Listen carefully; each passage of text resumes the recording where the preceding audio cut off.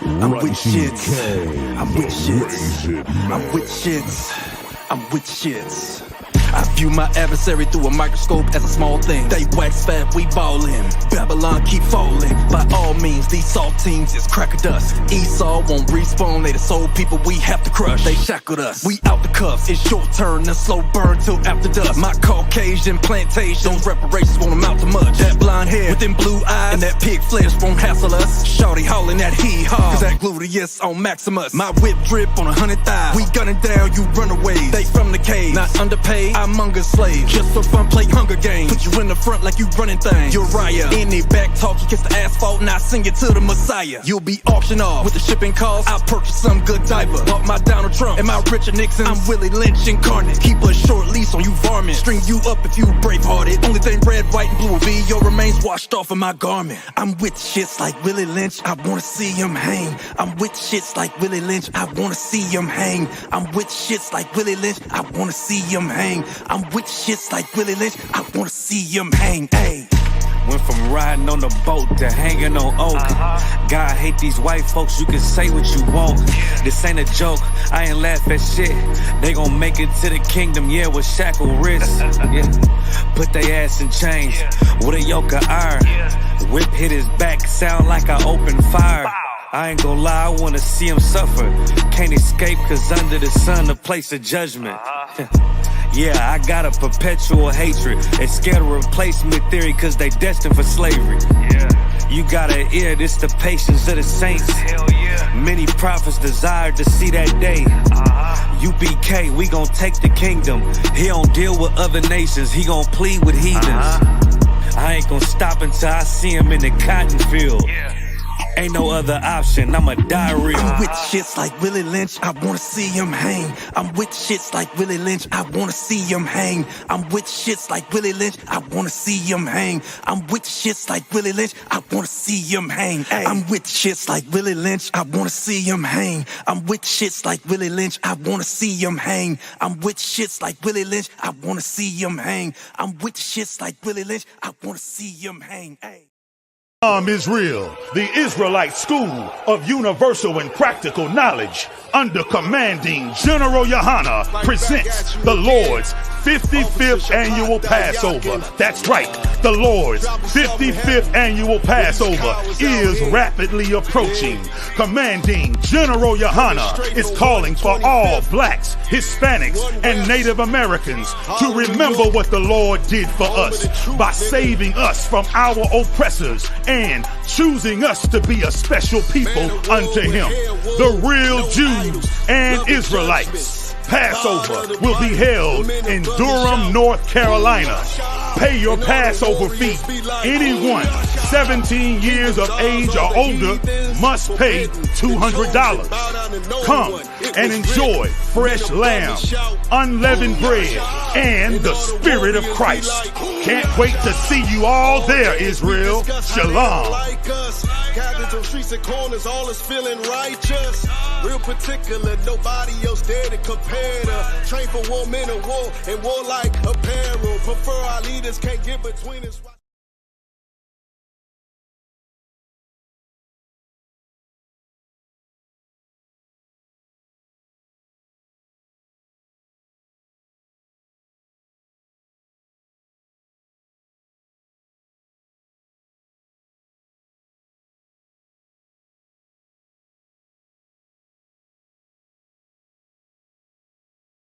Israel, the Israelite School of Universal and Practical Knowledge, under commanding General Yohana, presents the Lord's 55th Annual Passover. That's right, the Lord's 55th Annual Passover is rapidly approaching.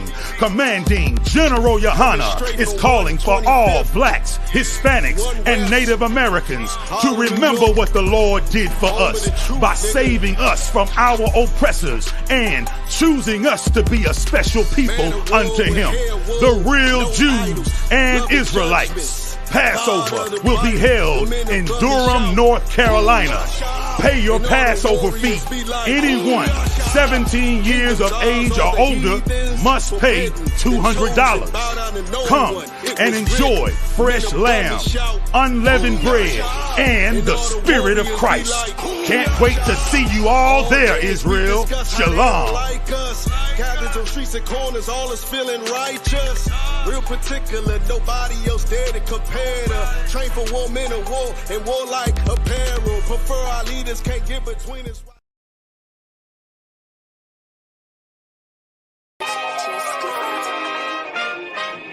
We still here, still standing. UPK, we never left the building. Commanding General Yohana, you know, wow. Check it out. Woe into America. Seize everything and bring these crackers to their knees. I need everything and I do mean everything. I know they don't like us. Go ahead and try us. Don't make me call upon the Lord and put this earth on fire. I'm only getting better and I'm only getting higher. And you are getting weaker. That's why you cannot beat us. I know you do not like us. We don't like you neither. You went against the grain. You should be ashamed. You went against a king. Let's just call it treason. Can't wait for killing season. All that shit that you be preaching. Let me see if you believe it. They say they can't be touched. Well, I'm about to put my hands on them. No more missing nice guy. I gave that spirit up. Lord, give me strength so I can tear this city up. Babylon is falling, but it's just not fast enough. Angels with a nigga, so you niggas cannot touch. Ooh, this shit not adding up. Fucking raise it up. Listen to them devils while you let them gas you up. Yeah.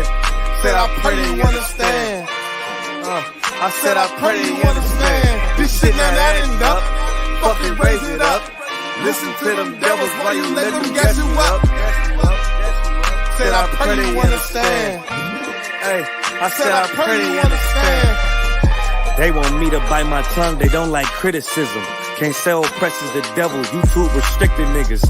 But they can post bitches twerking, police killing niggas. You can rap about catching bodies, and millions listen. Bitches rap about they box, and children listen. You say you black and gay, to them you still a nigga. You chasing Susie and Becky, they Emmett Tillin niggas. You got the ones that compromise, and you got field niggas. It's a real difference, it make me feel different. When I kick on my boots, tie up a meat tree, I know what we teaching that camp, nobody teaching. These devils telling lies without blinking. They ain't got the integrity, try to reach them. They say they conscious and they woke, but they sleepy. I ain't sparing nobody, I'm going in. It's a rap when I hop up on that podium. This shit not adding up, fucking raise it up. Listen to them devils while you let them gas you up. Yeah. Said I pray they understand. I said I pray they understand. This shit not adding up. Fucking raise it up. Listen to them devils while you let them gas you up. Said I pray they understand. Hey, I said I pray they understand.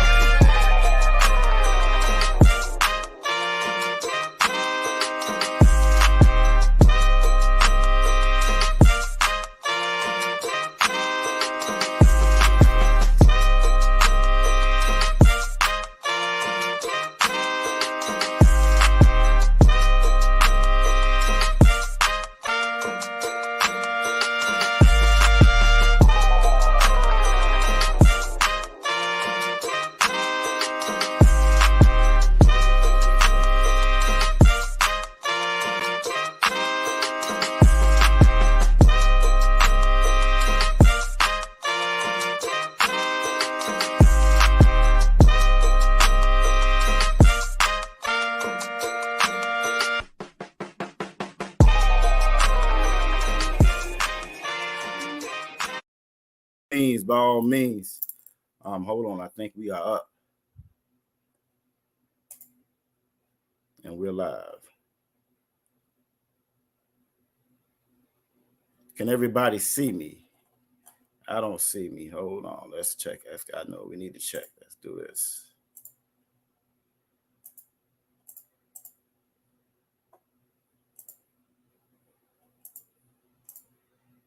There we go. Why it's acting up like that. All right, you should be able to see me now. Everybody should be able to see me now. If I can get a 1, preferably a 1W in the chat. If you can see and hear me all right. If you can see and hear me okay, you know what I'm saying? Let me get a 1 in the chat if you can see and hear me all right. All right, I got a 1W from Aquaf Diana. On Instagram, if you can see and hear me all right on Instagram, on Facebook, you know what I'm saying? Let me get a 1W. I got the 1Ws coming in on YouTube. I think we're going to be Tawab. And if that's the case, got a lot going on this page. These pages is showing out on me over here. They freezing up on me off some Tazakura. You feel me? But if that's the case, I think we good to go. We up live on Instagram. We live on TikTok. We live on Facebook. We live on YouTube. We even live on X. We live all over the place. You know what I'm saying? We live like the one only true God there is. You know what I'm saying? We live like that. And with that, let's clap it up.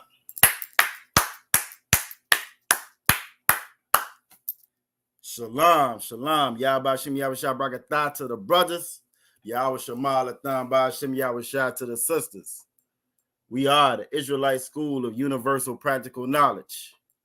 Started out of 1 West, 125th Street, out of Harlem, New York, under Commanding General Yohana.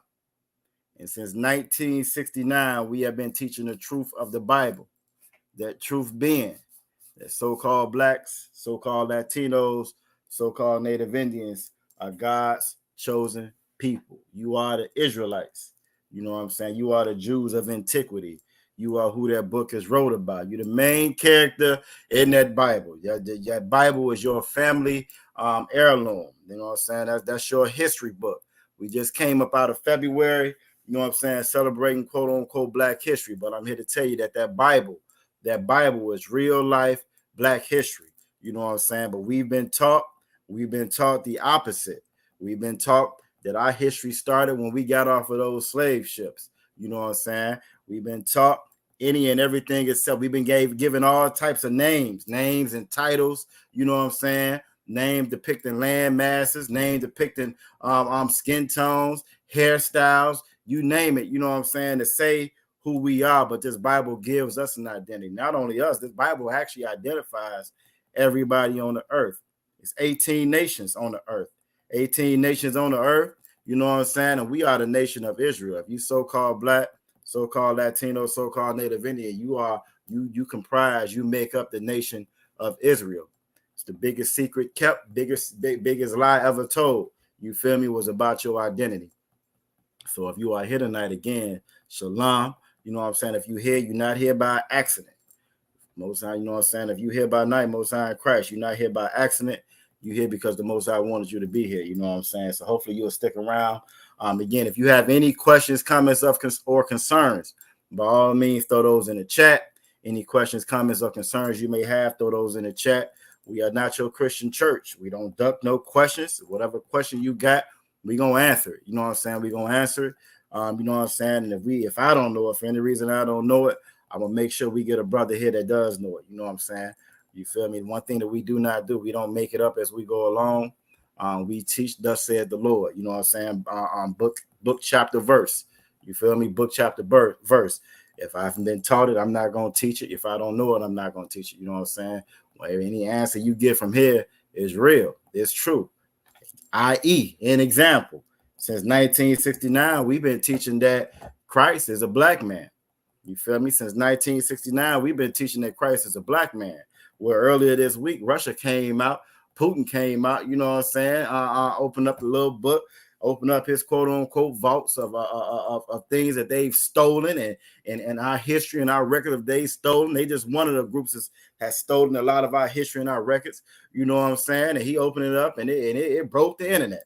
You feel me? It broke the internet. Everybody's excited and can't believe it. And you got about 50 million more additional blacks that's going to tell you about this and tell you about that. But we've been teaching that. We've been teaching that since 1969, right out of, you know what I'm saying, that Russian icon book. You feel me? nothing new from what we've been saying, but it's an amazing thing. It's an amazing thing when the oppressor says it. For some reason, we believe it. When the oppressor says it, for some reason, it has more weight. It's valid now all of a sudden. You feel me? So the same one that lied to you about it in the beginning, when he comes back around and tell you that no, it's true, now you believe it, but you don't believe your brothers and your sisters. Partly because you don't know who your brothers and your sisters are. You feel me? So if you here tonight, this is the Israelite School of Universal Practical Knowledge Brotherhood class. This is what we come to learn about brotherhood, what brotherhood is, you know what I'm saying, how to practice, how to show brotherhood, you feel me? And here we learn who our brothers are, you feel me? So again, the water for everybody being here tonight, the water for everybody that's here tonight. Let's go ahead and do a little roll call. Again, if you are on TikTok, it scrolls by very, very, very fast on TikTok. So again, if you have any questions, comments, or concerns, if I don't address it or if I don't see you, you know what I'm saying, you might want to just throw it in again. That way I can make sure I see you in there. You feel me? And I can address your question properly. You feel me? We got it's a user. Truth Hurts is in there and TikTok. Lil Zozo. I don't know if y'all are brothers or sisters. You feel me? So I'm just gonna say Yahba Shem Yasha Bagatha to the brothers on TikTok, and Yahweh Shemalathan Bashim Yahweh Shah to the sisters on TikTok. You feel me? I don't see nobody on the gram as of yet. And if you're on Facebook, I should see your comments and your check-ins as you check in. You feel me? So let's do a little shout out to see who we got with us tonight.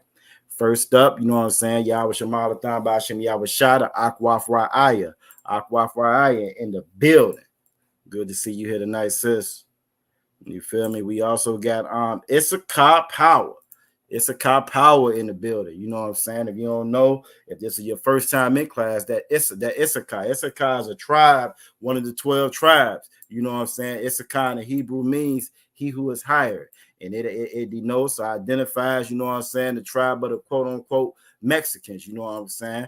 It's another tribe of our brothers and our sisters, you feel me?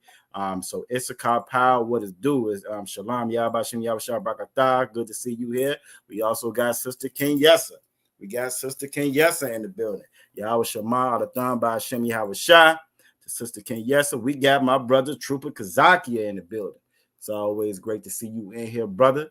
You know what I'm saying? You don't know the inspiration you give us to keep moving. You feel me? We can't wait. We can't wait to get you back on that daggone battlefield either. You know what I'm saying?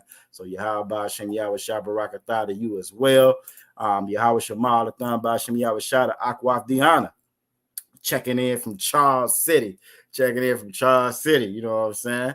It's good to see you here. We also got Akwaf Natalie checking in from Chesterfield in the building. Yahweh Shema Lathan Bashem Yahweh Shah to you as well.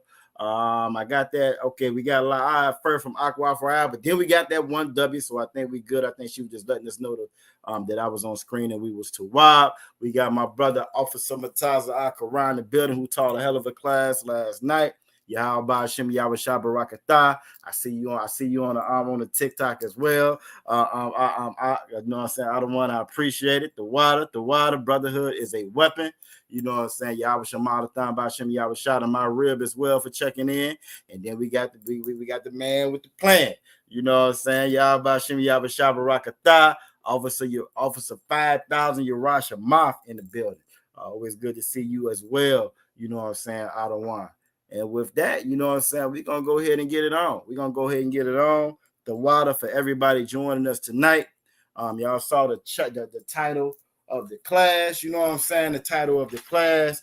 You know what I'm saying? New recipes, same spoiled ingredients. You know what I'm saying? When nobody eat no food that's spoiled. You feel me? When nobody want to eat no food that's spoiled. You feel me? And but for some reason, when it comes to rebuilding and fixing us as a people, we don't never consider changing, you know what I mean, what the ingredients, you know what I'm saying, we never consider changing what compromise, what consists of us, our morality, you know what I'm saying, our heritage and our culture, you know what I mean, and part of the reason because we don't know what it is, you feel me, because we don't know what it is, we think, you know what I mean, it's going to take this, it's going to take that, but really what it's going to take to rebuild a nation is already told to us and is contained within this Bible.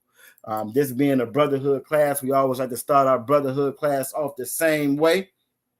You feel me? Brotherhood is a very, very, very important thing.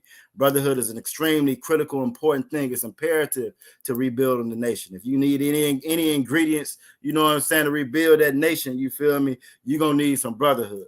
You definitely going to need some brotherhood. And with that being said, what's another word? What's another word that's synonymous with brotherhood? If I can get that, if you can tell me in the chat, let me know what's another word that's synonymous with brotherhood. You feel me? What's another word that's synonymous with brotherhood? Again, we like to try to start off the same. We like to be consistent. We like to be redundant. We like to repeat. Reason being, you learn through repetition. You feel me? We had 30, 40, 20 years, however old you are, to learn everything the wrong way. We learned everything the wrong way. We learned everything the incorrect way. We learned everything through the eyes of our oppressor. We learned everything backwards. You feel me? We didn't learn brotherhood. We learned to be good citizens. I don't know about y'all, but I remember getting citizenship awards in school. You feel me? We learned things like that, but we never, ever learned how to be brothers and sisters towards one another. And we got some answers coming in. Give Akwaf Raya a hand. She says sisterhood. You feel me? Sisterhood. Give Akwaf Diana a hand. She said sisterhood. And give Officer Mataza Akara a hand. He said sisterhood. You feel me? Yabashim Yabashah Brakatah. We got Officer Kushan in the building. You feel me? But they all said sisterhood, and they are absolutely correct. Brotherhood and sisterhood go hand in hand. Brotherhood and sisterhood are the same things. You know what I'm saying? We can't rebuild with just the brothers. We can't rebuild with just the sisters. In this era that we are in now, unfortunately, we in an era now where it's a lot of our women, most of our women got more degrees than anything.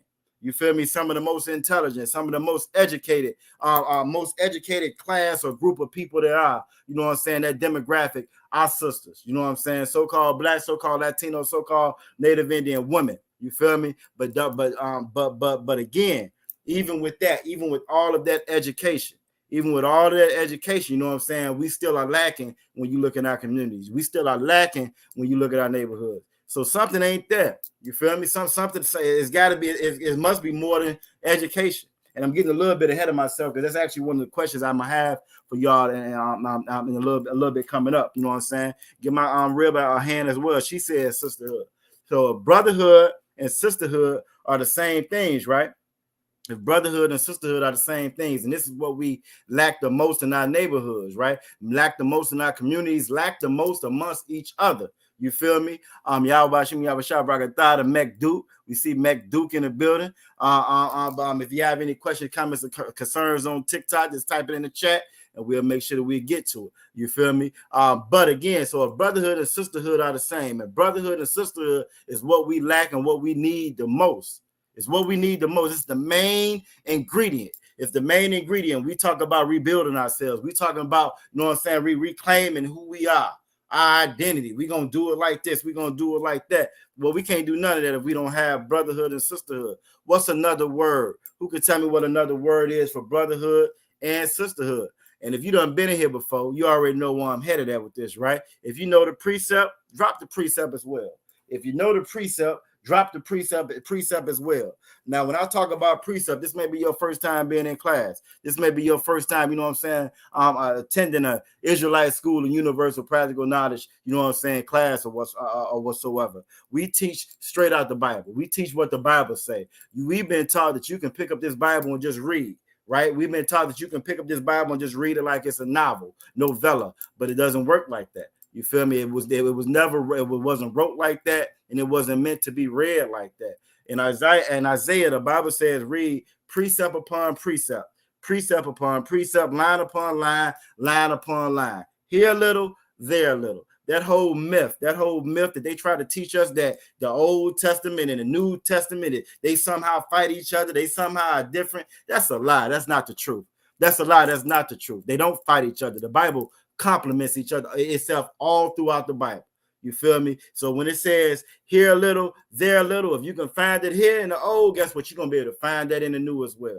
When it says precept upon precept, if you can find it here in the old, it's going to be another precept that matches up with it perfectly. It's going to break it down. If it says whatsoever here, it's going to tell you what that whatsoever is over here. If it says, you know what I'm saying, love over here, it's going to show you what love is over there. That's how the Bible is. That's how it always been. But we've been taught that you can pick it up and just pick it up and read.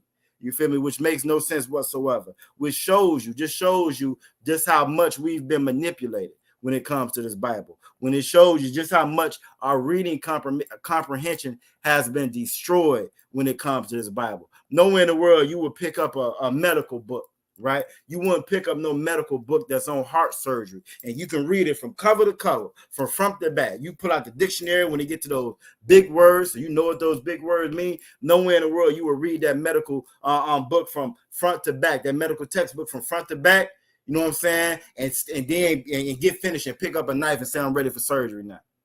Nowhere in the world. And no institution would allow you to do that.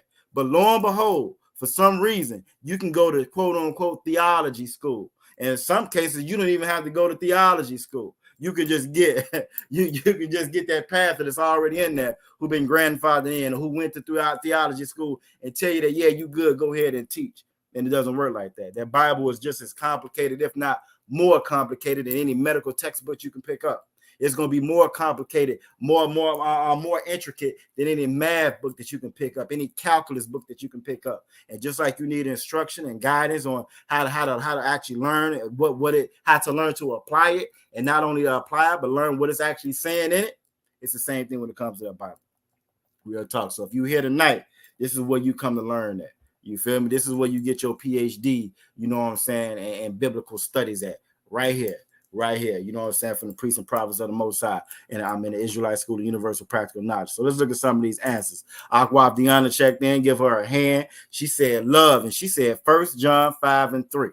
You know what I'm saying? Officer Matazah Kara, give him a hand. He said love, and he said 1 John 5:3. Aqua Faraya is right behind him. She said love, 1 John 5:3, and give Sister Kenyessa a hand. She said love. Aqua Faraya said Most High in Christ. If this is your first time tuning in, maybe you tuning in for one of them other groups. I forgot to mention, we are not affiliated with any other Israelite group. We call them fake Israelite groups. You feel me? We're not affiliated with none of them. So you may see some of them saying all praises and all that other man. We don't say that here. We say Most High in Christ. You feel me? Most High in Christ, or Most High in Christ, you as well, sister. You feel me? Another thing we don't say Shalom.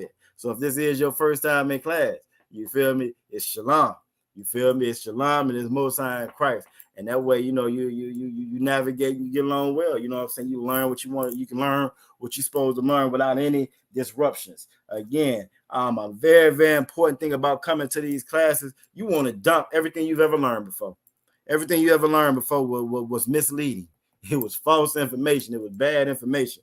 You feel me? So you want to dump all of that and come in here fresh and come in here new, so you can really learn, you know what I'm saying, what this Bible is actually saying. You know what I'm saying? My rib said love, 1 John 5:3. So let's get it. Again, one thing that we do not do in here, we don't teach, you know what I'm saying, based off of how we feel. We don't teach based off how we feel. We don't teach based off of, you know what I'm saying, emotions or thoughts or ideas or philosophies or ideology. None of the above. We teach, thus saith the Lord. We teach straight out this Bible. So let's go ahead and get it. Let's get it. You may have thought that you knew what love was, right? You may have grew up your whole life thinking, I know what love is. I show love. I you know what I'm saying, yo, this whole time. But I'm here to tell you. I guarantee you that if you never were taught what love was, you know what I'm saying, from the priests and prophets of the Most High, if you were never taught, you know what I'm saying, by the priests and prophets what love actually is, you don't know what love is. You don't know what love is. A big part of our issues, of our problem, of our nation, why we lack, you know what I'm saying, so much brotherhood, why we lack so much sisterhood, why we lack love, because we don't know what love is. We go with our own definitions of what love is. You feel me? We go with what grandma told us love was. We go with what our mother told us love was, what my father told me love was. And they may have told you, and they may have tried their hardest. You feel me? I'm not trying to shortchange what they done. You may have had a good mother, good father, in your opinion. You feel me? But the thing about us, we what we have, what we do, who we are, it all comes from the Most High. Love, the definition of love. You would think the Creator would know what love is, right? Well, He tells us what love is, and we're gonna get it right here. We got it. Everybody said love, 1 John 5:3. I'll give my ribbon hand. She said, love 1 John 5:3 as well. And we got it right here. Again, so it reads, for this, if you're looking for love, you're trying to find love, how Eddie Murphy said, looking for love in all the wrong places. You're in the right place tonight. If you're looking for love, right? If you're trying to find out what love is, you got it right here in 1 John 5:3. It says, for this is the love of the Most High. You feel me? This is the love of God, that we keep his commandments. Notice it didn't say nothing about no teddy bears. It didn't say nothing about no brand new car with a bow on it. It didn't say nothing about no diamond ring, no shiny ring, or necklace. It said none of the above. What it said was, for this is the love of the Most High, that we keep his commandments. Period, point blank. And his commandments are not grievous. We think that love is Christmas and buying a whole bunch of Christmas gifts. We've been taught that love is Valentine's Day and saying I love you and please be mine and be my Valentine and all these other things that these other nations have taught us. But that's not love.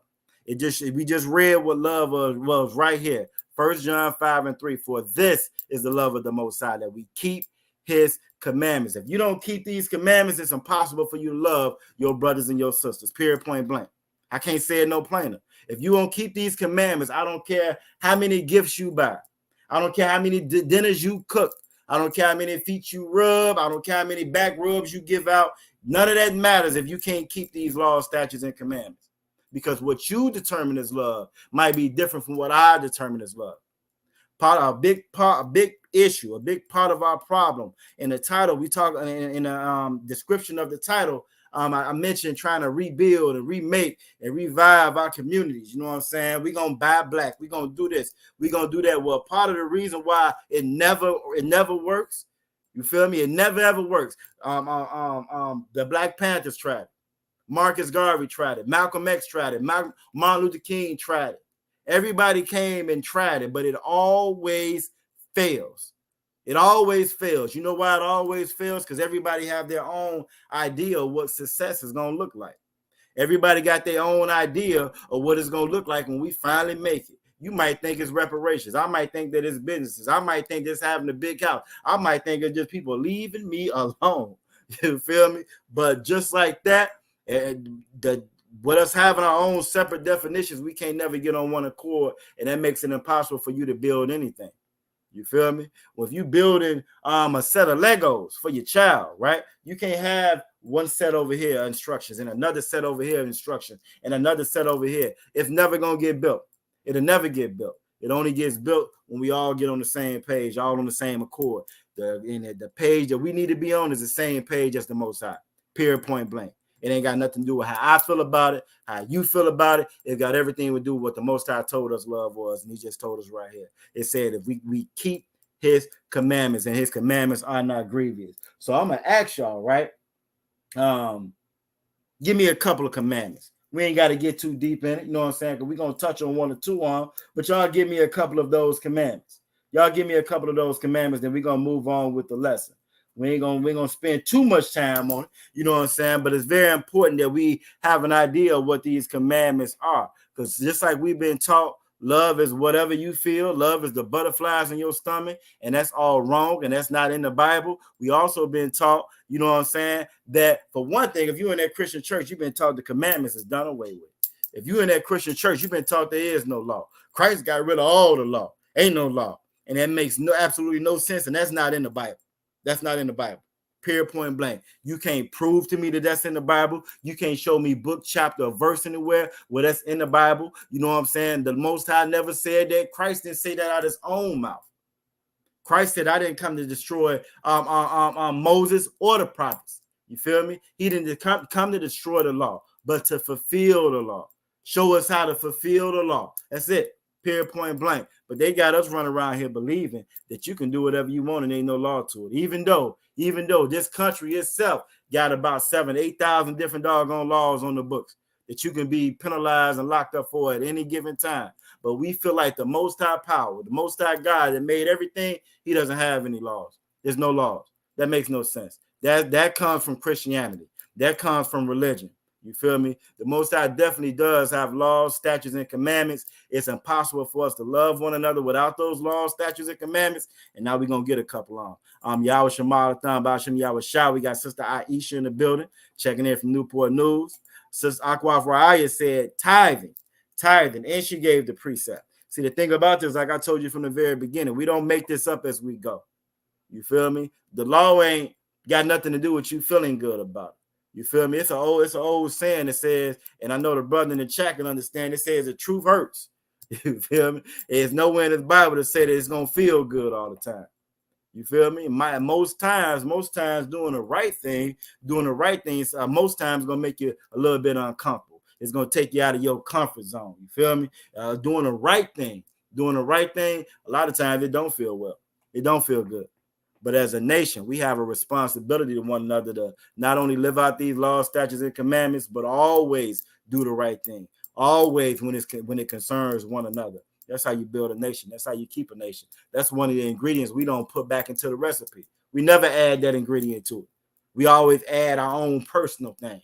You feel me? A dash of selfishness, a dash of my bank account, a dash of my, and we wonder why it never ever works. You feel me? But we getting the right ingredients right now. Tithing is one of them. Let's go ahead and pull that up. Yahweh Shema, the Thumb, Bashim, Yahweh Shada, Aqua for 9 in the building. Let's go ahead and pull it up. We got Malachi chapter 3, verses 8 through 10. Tithing. Let's go ahead and get that. Because see, and it's amazing, right? I just got through talking about how that church, that Christian church, their religion, it teaches us that, you know what I'm saying, the law is done away with. Christ got rid of the law. But I guarantee you're not finna go in there on Saturday service, 8 p.m. service, 11 o'clock service, 1 o'clock service, 3 o'clock service, without you putting something in that basket. Or you're going to put something in that basket before you leave, because they believe in the law of tithing. Imagine that. They'll tell you that there's no more law, but you make sure you tithe before you leave. Will a man rob God? Or they'll bring that out. You feel me? They'll bring that out. And the reason why they'll bring that out is because they just steal it from you. They robbing you. They getting in your pockets. And that's all they're concerned with. Feeding their own face, feeding their own pockets, feeding their own coffers. You feel me? But the Bible is not for that. Tithing is a very, very important law. But your tithes, you know what I'm saying? Your tithes ain't supposed to go to them pastors. Y'all saw the picture with Diddy hugged up with TD Jakes. Then TD Jakes come out and they say he's been swallowed. Then he come out and say TD that Puffy got all these charges and stuff on. Yesterday they raided his house. You feel me? But I guarantee he paid a whole bunch of tithes though. I guarantee he paid a whole bunch of tithes. I guarantee that TD Jakes collected a whole bunch of tithes. But you know where them tithes didn't go? They didn't go to the Israelite School and University of Practical Knowledge.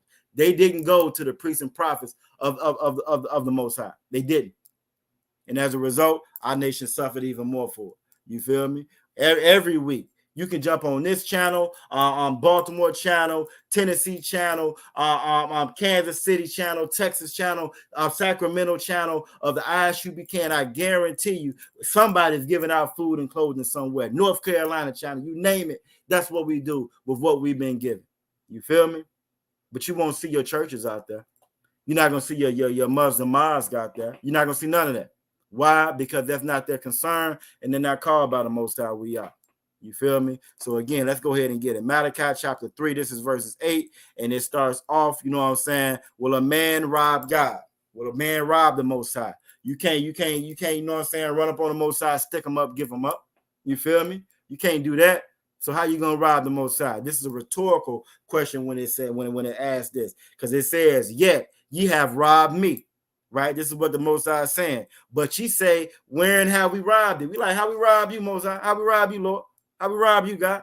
You feel me? And it's going to tell you right here. It says, in tithe and offerings. See, the thing about this Bible, you know what I'm saying? The thing about this Bible, when the Most High in this Bible says that the Most High is not the author of confusion, he really isn't.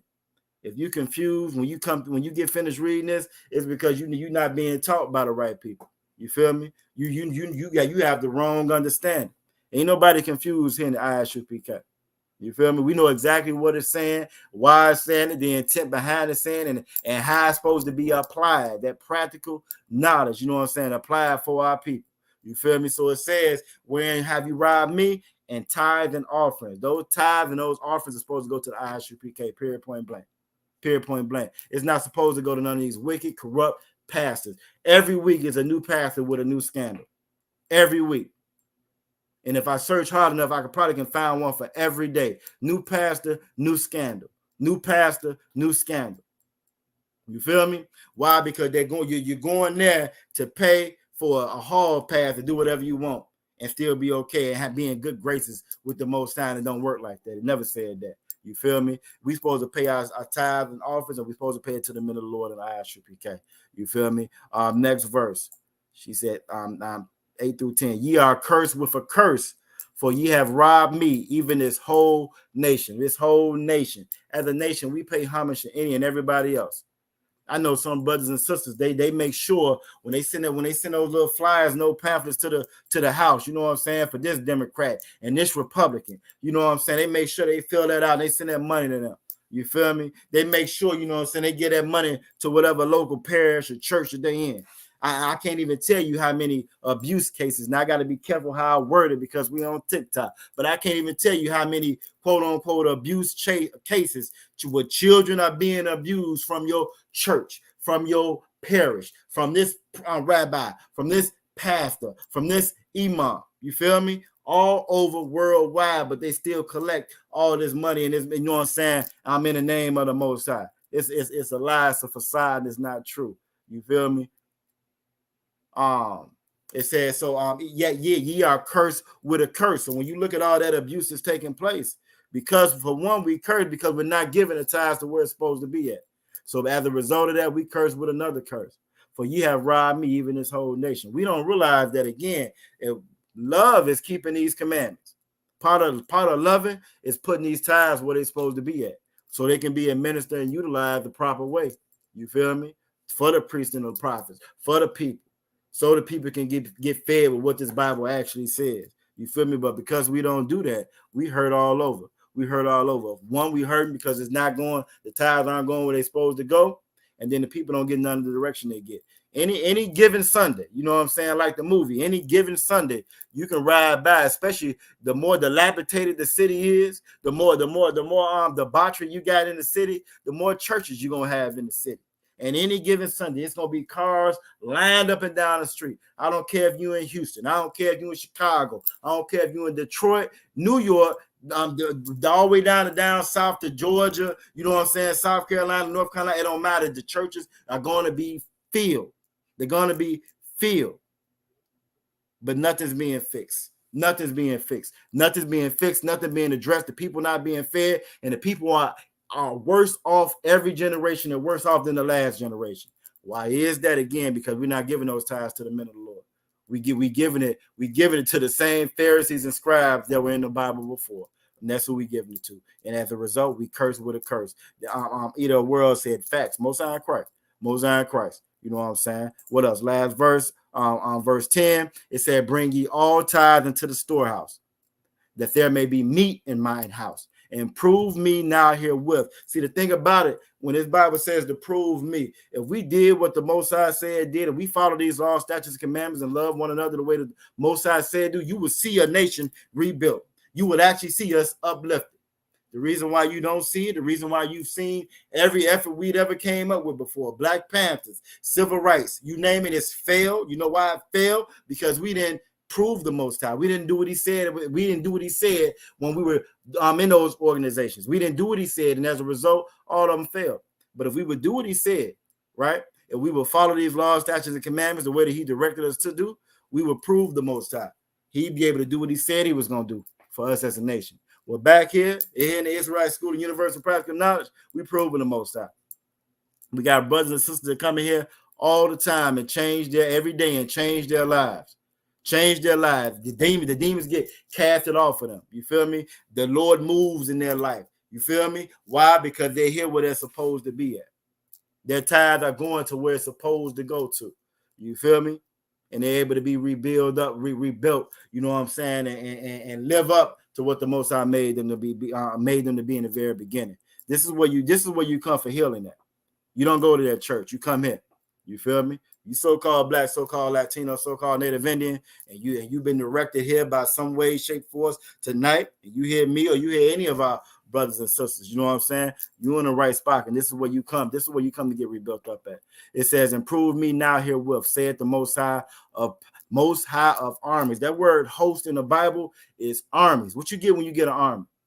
You feel me? What you get when you got it? You think about all the talk about rebuilding us up as a nation, right? You never, ever hear us say, all we need is our own army. We be straight. You never hear that.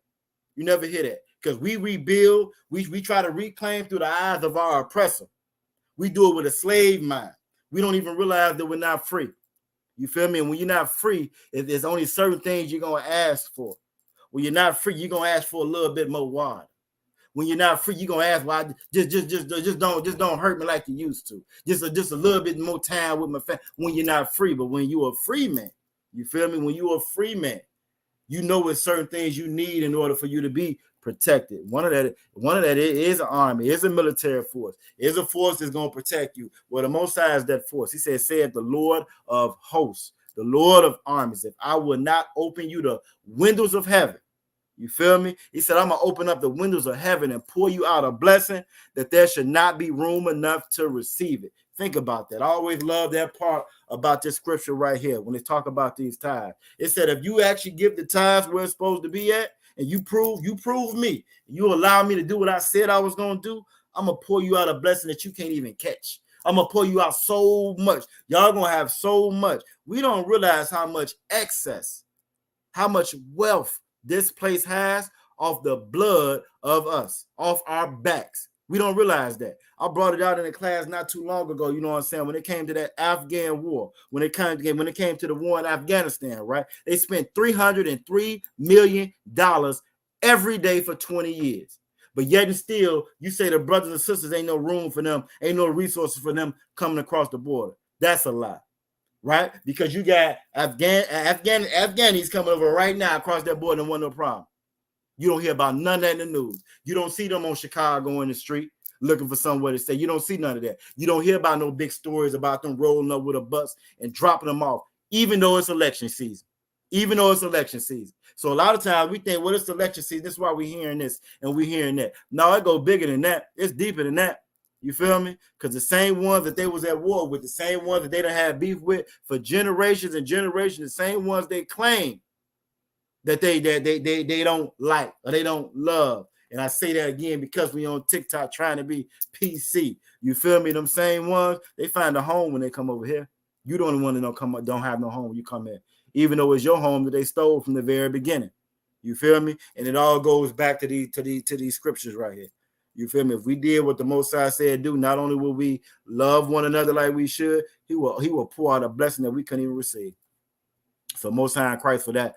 For water, Aqua for that one right there. Aqua Diana said, fear the Most High. Fear the Most High. And that's a very, very important one because when you look at that word fear, fear, we think we've been taught, you know what I'm saying, that Sage Boys, the Most High, it don't matter what you do. God gonna love you anyway, right? It don't matter if you don't do what he say. He gonna love any and everything you do. It doesn't matter. He's still gonna love you. And that's absolutely not the truth. You can't find it nowhere in the Bible.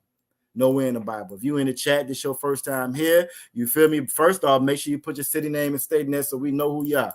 You feel me? You get credit for coming to class. Put your city name and state in there. Don't be no coward. Ain't no coward saying the UPK. Put your city name and state in there. You feel me? Then after that, if you have any questions, go ahead and type those in there. And if you are a doubter, you're a dissenter, a detractor, if you don't believe what I'm saying, I guarantee you can't show me in the Bible where it says God that his law is done away with. I guarantee you can't show me where it says he don't have requirements. I guarantee you can't show me, this is the big one here, that God loves the sinner, you feel me, and hates the sin. I bet you can't show it to me. While you're looking for it, I'm going to go ahead and pull up Deuteronomy chapter 10 and verse 20. Let's go ahead and get it. Let's pull the precept the sister pulled up. Most High in Christ. It's a Kyle Powell checking in from California to Mocola. I hope I said that right. You know what I'm saying? Checking in all the way from Cali. And we got some raw schools out there. And I don't know if that's Northern Cal or Southern Cal. You know what I'm saying? So let me know. It's a Kyle Powell. You feel me? We got some raw schools out there. You know what I'm saying? In Cali. You feel me? Raw schools in Cali. And depending on how far south you is in Cali, you know what I'm saying, you might be a little closer to Texas or whatever. You know what I'm saying? We got some raw captains in schools out there as well. You know what I'm saying? So it's always important to link up, you know what I'm saying, with the schools, you know what I'm saying, schools that you got, you know, around your area. Okay, perfect. You in San Diego, you know what I'm saying? If I'm not mistaken, then we got a school close to Sacramento. We got a Northern Cal, a Southern Cali. We got a couple of them out there. You know what I mean? All it takes is a simple ISUPK, you know what I'm saying, search and the YouTube, online or whatever, and it should pop up. Google should even pop up and let you know exactly where we at. You feel me? And it's always good, you know what I'm saying, reach out to them schools. That way, if you in need, you need anything. And if you are actually, you know what I'm saying, in the school. See, it's a big difference between actually just watching the classes and being in the school. You will hear that phrase thrown around a lot, in the truth, in the truth, in the truth. You know what I mean? But being in the truth means being in this school. You know what I'm saying? Being in this school, following these laws, statutes, commandments, actually putting your brick in, helping to rebuild your nation. You know what I'm saying? And that way, most time Christ, if you're doing well now, maybe you're not doing well later on. Maybe you need some assistance yourself later on. Well, guess what? We really do care about our people. We put our money where our mouth is. You feel me? And by you checking in with that school, you know what I'm saying, touching bases. If you ever are in need, same way how we help our other brothers and sisters. If you ever need it, they're gonna be there for you as well. You feel me? And I stand on that because I stand on this ISUPK. You feel me? But let's go ahead and get it. Let's go ahead. We got Moses Oliveira, you know what I'm saying, checking in on TikTok. Lady Boss checking in on TikTok. Dorothy Ruiz checking in on TikTok, you know what I'm saying, another user. Again, to all of y'all, y'all Bashim Yashabakata, Shalom. You feel me? But let's go ahead and get this other precept we got here. Deuteronomy 10 and chapter 20, because that's a very important one. That's a very important one. We don't fear the Most High no more. We don't fear the Most High no more. We think that if we say some magic words, if I just say these magic words, I'm going to be accepted, Lord God and my Savior in Christ, and all this other stuff that they've told you, not realizing that makes no sense whatsoever.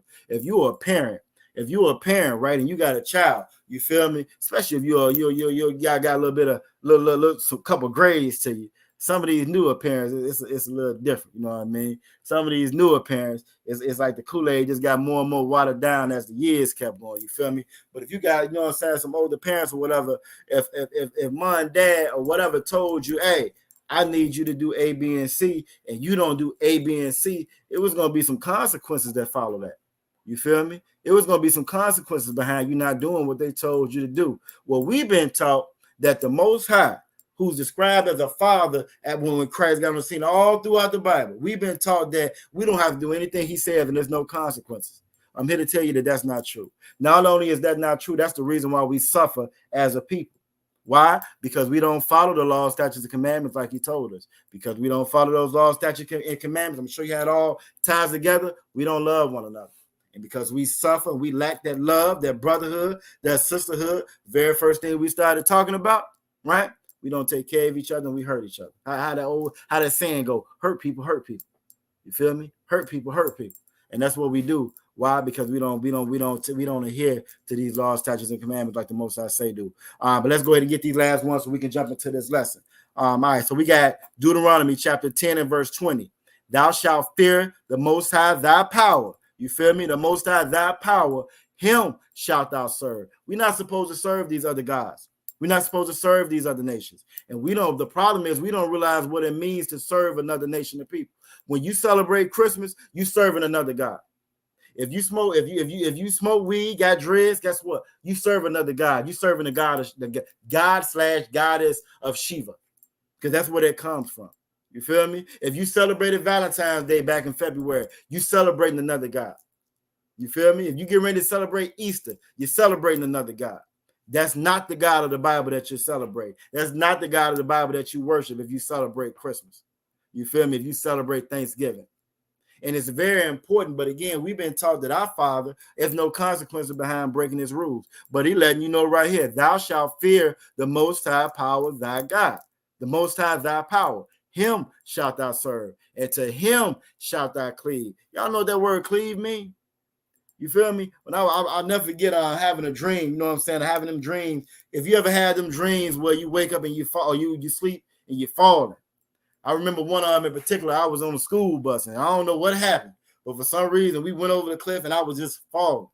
You feel me? You might wake up just reaching. You get to reaching and just reaching and just reaching. And if you can grab or hold on to anything, you're going to hold on to it tight and cleave to it for dear life. This is what the Most High is saying right here. We're supposed to cleave to the Most High. We're supposed to reach out, grab on him, and not let go for anything, for anybody, because this is life. Me holding on to him. He says to cleave and swear by his name. When it's talking about swear by his name, swear by his reputation. See, that's the God of Israel that took us out of Egypt. When we didn't have, when we was the slaves in Egypt, right? And he walked us out of Egypt with Pharaoh's army behind that. He walked us right out. Matter of fact, when we hit that water, he split that and we walked right across that. That's his name. That's his reputation. We supposed to swear by his reputation. It shouldn't be nothing that we afraid of, nothing that we know we can't do. Why? Because that's what he did for us. But because we don't know what this Bible actually says, we don't swear by his name. We swear by the name of Saint Nick. You feel me? We swear by some Easter eggs. You feel me? We swear by any and everything else except for the Most High. And this is why we suffer and why we hurt as a people. So this is a great precept that the sister pulled out. We supposed to fear the Most High. All right, last one. Aquafana said, Leviticus 18, chapter 22, thou shalt not lay with mankind as woman. It's an abomination. Now, that's a very, very important one. I might take a sip out now. It's a very, very important one because in this time and age we in now, you feel me? In this time and age that we in now, that's the norm. That's the standard. And especially with a brother checking in from California, you feel me? That's the standard. I remember at one point in time, you know what I'm saying, it was a little bit more contained on that West Coast. It ain't contained on that West Coast no more now. Oh, it's worldwide. It's worldwide. It's all over the place. It's all over the place. It's all over the place. And we feel like we can lay with anybody. Lay with anybody and anything. You feel me? And there's nothing wrong with it. Depending on where you at and where you go, you know what I'm saying? They got churches dedicated just to that. And we feel like God gonna love us any kind of way. But let's find out. Let's find out. Let's get it real quick. Yahweh sister Sharon Smith on TikTok. Let's find out though. The sister pulled a great precept. Leviticus chapter 18, verse 22. Let's get it. Because we've been taught that it don't matter. You know what I'm saying? TJ's got up there. He got up there in that sermon. The name of that sermon was Daddy, I See the Wood. You feel me? The name of that sermon was Daddy, I See the Wood. He talked about being swallowed up. Y'all done heard about the Diddy parties and everything that took place and happened at the Diddy parties, allegedly. You feel me? You know what I'm saying? Y'all know the era that we in. You know what I'm saying? If you part of that alternative lifestyle community, you got a whole bunch of rights. Whole bunch of rights. You feel me? This is legal. That's legal. You got protection here and protection there. Well, you may have protection here. You may have this. You may have that. But what you don't have is the approval of the Most High for it. You feel me? And the thing about us that we must learn as a people, if you so-called Black, so-called Latino, so-called Native Indian, we lose or we don't have the protection of the Most High when we don't follow his commandments. If you don't follow his commandments, you don't have his protection. If you can even look at that on a base level with you and your child. You tell your child, don't go out past 1 o'clock. You feel me? You got a curfew. Be in that curfew, whatever the curfew may be. 2, 3 in the morning, they wait till you go to sleep. Now they outside in the streets doing this and doing that. Anything can happen when this happens. You're not there to protect them. You don't even know that they're out there. So if anything happens, befalls them, you know what I'm saying? If they call, you might be knocked out of sleep. Why? Because in your mind, they in the bed feet next door to you. You feel me? They've lost or reduced the protection that you can give them. Why? Because they disobeyed what you told them to do. Well, it's the same thing with the Most High. It's the same thing with the Most High. I just saw a story. They call it mpox now. They call monkeypox mpox in Virginia. They said already in Virginia, you know what I'm saying, it's already on 12 cases since January, right? And they said all year last year it was only 12 cases.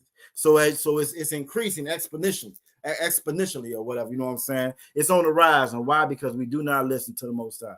We definitely don't listen to this law right here. This is Leviticus chapter 18, verse 22. And it says, thou shalt not lie with mankind.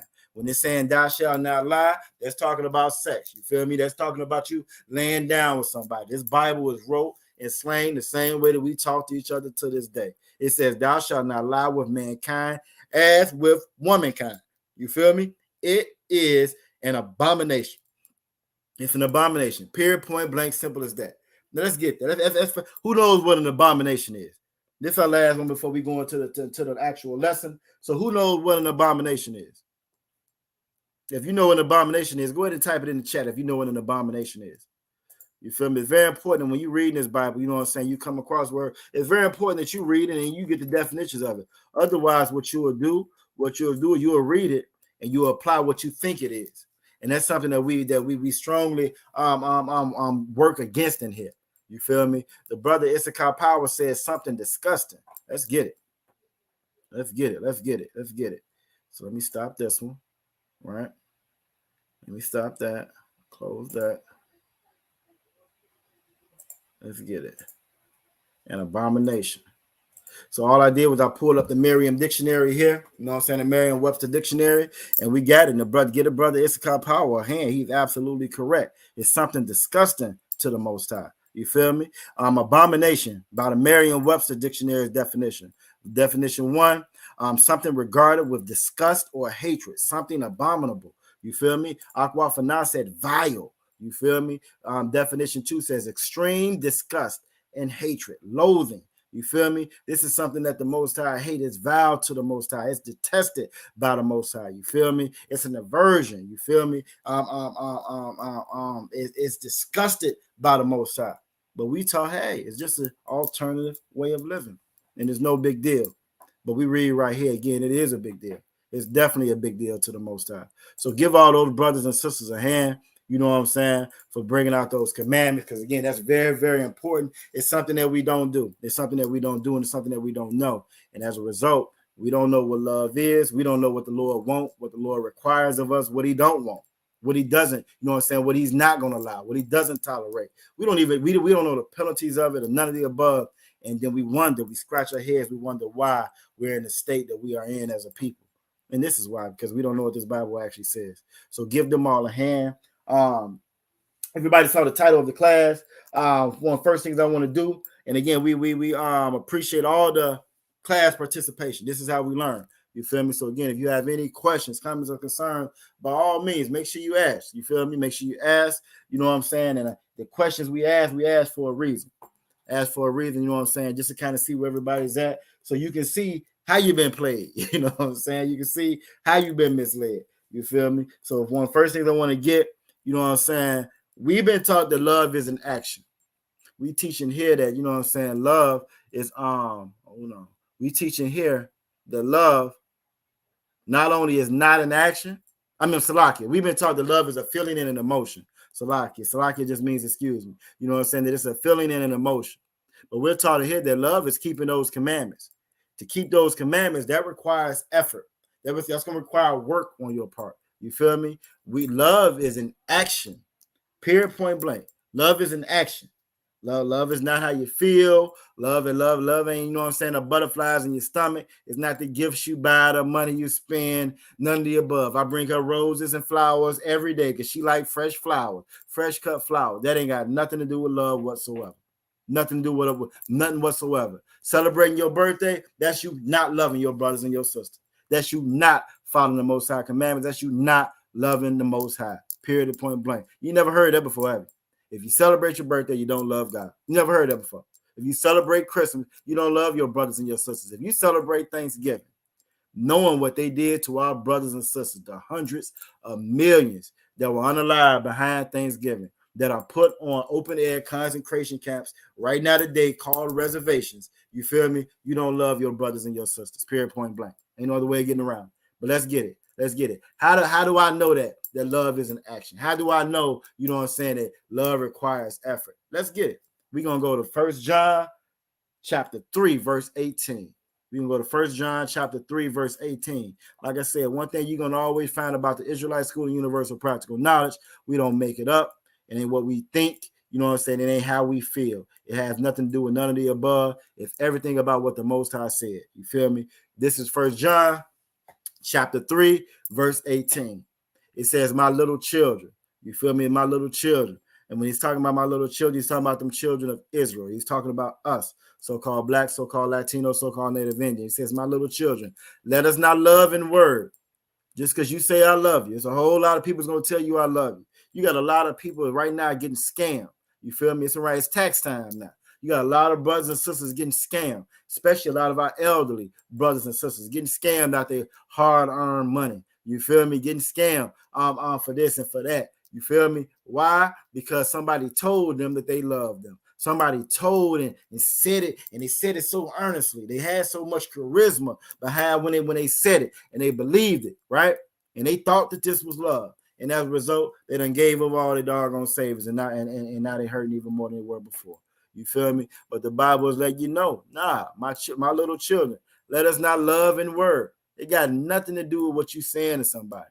You can tell somebody you love them all day long. You feel me? You can write them poems. You can write them a song. It don't none of that matter. None of that matter. It says neither in tongue. It don't matter what you say. You feel me? You can make it sound real good. You feel me? But now it's going to tell us how we're supposed to love. Remember, love is keeping those laws, statutes, and commandments, right? It says, but indeed, in what you do and in truth. What's the truth? Truth is so-called Black, so-called Latinos, so-called Native Indians are God's chosen people. That's the truth. The deed, following those laws, statutes, and commandments. So again, it don't matter what you've been taught. You feel me? It don't matter what you've been taught.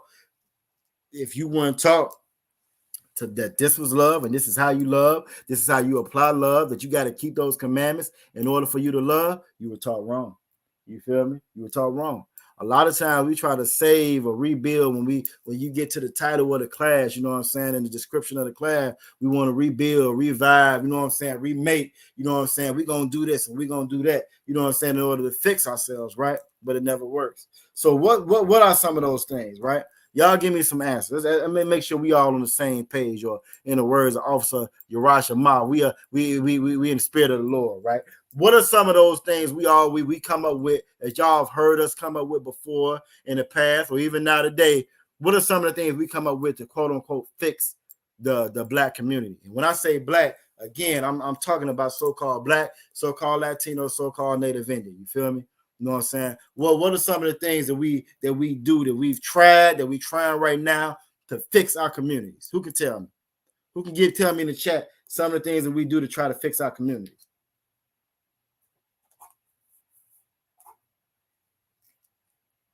Who could tell me? Who could tell me? Okay. Aqua Friday said march. We get out there and try to march when it's injustices. We get out there and try to march. When we out there marching, right? That's a good one. That's a good one. When we out there marching, what we marching for? What's the word they always use? What we marching for? Who knows? What we out there marching for?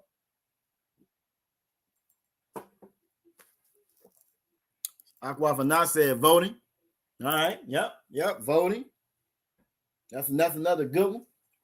And that kind of goes along the same thing. All right. So when we out there marching, when we went out there and vote, right? What do we vote for? What do we vote for? It's a word that I'm looking for. It's a particular word that I'm looking. There you go. There you go. Aqua Friday said freedom, justice, and equality. Freedom, justice, and equality. Let's go with that first one, freedom, right? I'm gonna show you how, again, we try to rebuild. We come with brand new recipes. You know what I'm saying? We think this is gonna get it right here. This is what's gonna fix us. But at the same time, we never ever change the ingredients. And I'm gonna show you how without this Bible, it's impossible. It's not gonna work. So she said freedom, right? I'll give you a good example of what freedom is. Part of the voting, part of the freedom, right? They had a whole women's liberation movement. You feel me? We done had civil rights, you know what I'm saying, to get quote unquote more freedom, right? To get quote unquote more and more freedom, right? With that freedom that we've got, let me show you what we do with the freedom we got, because this ain't what the Lord told us to get, right?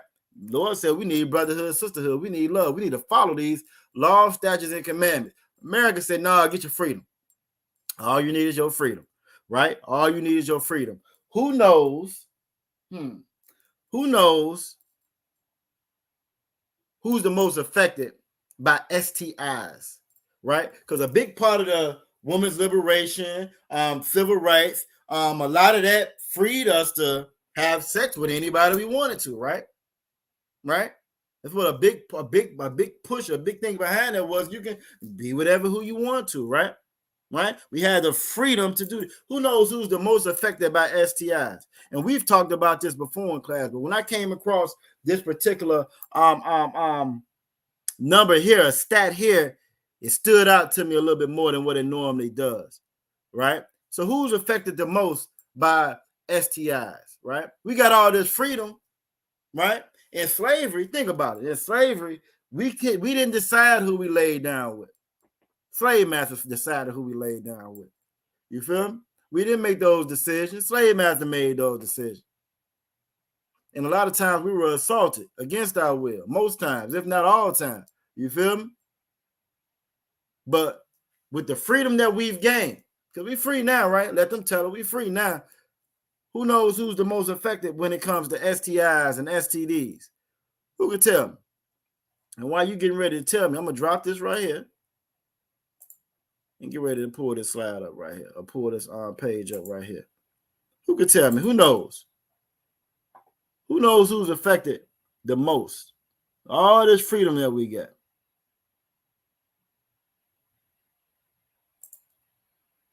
Nope, that ain't the one I want. This is the one I want right here.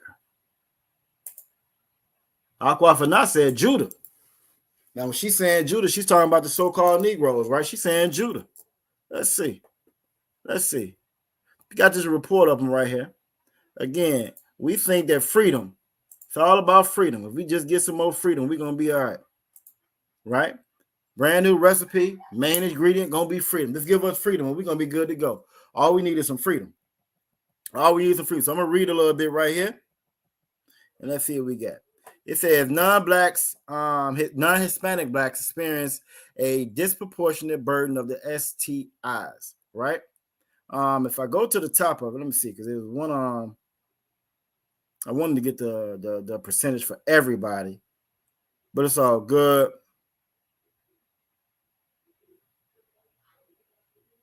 Okay, so it's just trying to make up some kind of fake excuse for it. Aquafina said Judah.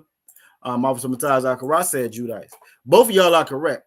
But let's go ahead and read a little bit. So it says non-Hispanic blacks. Now, whenever you read anything and it's saying non-Hispanic blacks and so forth, you got to realize if you go back further and further in time, we were all called Negroes. They called the Mexicans Negroes, the Native Indians Negroes, and they called us Negroes as well. As time went on, I want to say about the 80s, they split that up. They started getting more different classifications. You feel me? And they separated us on paper. Now, the Most High never separated us. You feel me? But again, following these other nations, going by their quote-unquote definitions, we don't realize that we brothers and sisters no more. So that's where you would get that distinction between non-Hispanic blacks. And even in that title, it's letting you know. So if you got to be able to read in between the lines. Notice it didn't say non-white blacks, right? It didn't say non-Chinese blacks. It said non-Hispanic blacks. Why? Because they know that we're brothers and sisters. We're the same people. Period, point blank, simple as that. But it says experience a disproportionate burden of STIs, right? Even among those who report fewer sexual partners. So even the ones that, okay, let's say your mother, you know what I'm saying? She might have had your father and that one and maybe Jim, but that's a low number nowadays. That's 3 bodies. That's nothing nowadays, right? Right? What's the Brittany Renner? She jumped up there and said she had at least 35, huh? Right? At least 35 of them. It's some sisters online. They triple digits. You feel me? And they triple digits. But let's keep reading. To reduce racial ethnic disparities, we're gonna keep going. This is what we want to get you right here. Herpes simplex virus type 2 is one of the most common STIs, right? In the United States. Main cause of genital herpes. It's the most prevalent among Judites, just like y'all got through saying. You feel me? And 40.3% compared with other ethnic groups, 13.7 with Hispanics, 11 non-Hispanic whites. Again, then you know who's who. That you know it's a difference between it's some Hispanics that their father isn't Hispanic, right? They might check this off on the paper. Check that off on the paper. You come from the Spaniards, the conquistadors, you're not part of the 12 tribes. Oh, but if you were one of the ones that were conquered, if you was one of the ones that had your native tongue taken away from you, and now you speak Spanish when that wasn't your original tongue, the Taino, then guess what? You're not the same as them. You us. You're Israelite. You feel me? So among them, it's 13.7%. And then among Mexican Americans, 11.9%. So if you get to add this up, right, that's 40. That's another that you guys that's rounding it down. We say 10, and another that's at least 60%. That's all us, all Israelites who are affected when it comes to herpes, right? That's what happened when we got all that quote unquote freedom. Because we think freedom fixes everything, right? We think as long as we get some freedom, we good to go. We get freedom, it's gonna be fixed. This is what we've been missing, right? This is gonna give us the liberation that we've been looking for. This is gonna help us build the nation how we've been trying to build it, right? We think it's free. We think this is it. Let me show you one more stat. Let me show you how this doesn't make sense whatsoever. And it requires the laws, statutes, and commandments of the Most High, right? This is what freedom from the oppressor gave us. It gave us 60% of all the STI cases, the herpes cases in specific. 60% of them is us. Mind you, we only 11% of the population, 11 to 12% due to other population, period. So how are we 60% of any category? Mathematically, that doesn't make sense. Mathematically, oh, that's biblical. Let me stop this. Let me pull this one more up on the whole herpes situation real quick. Get this out on real quick.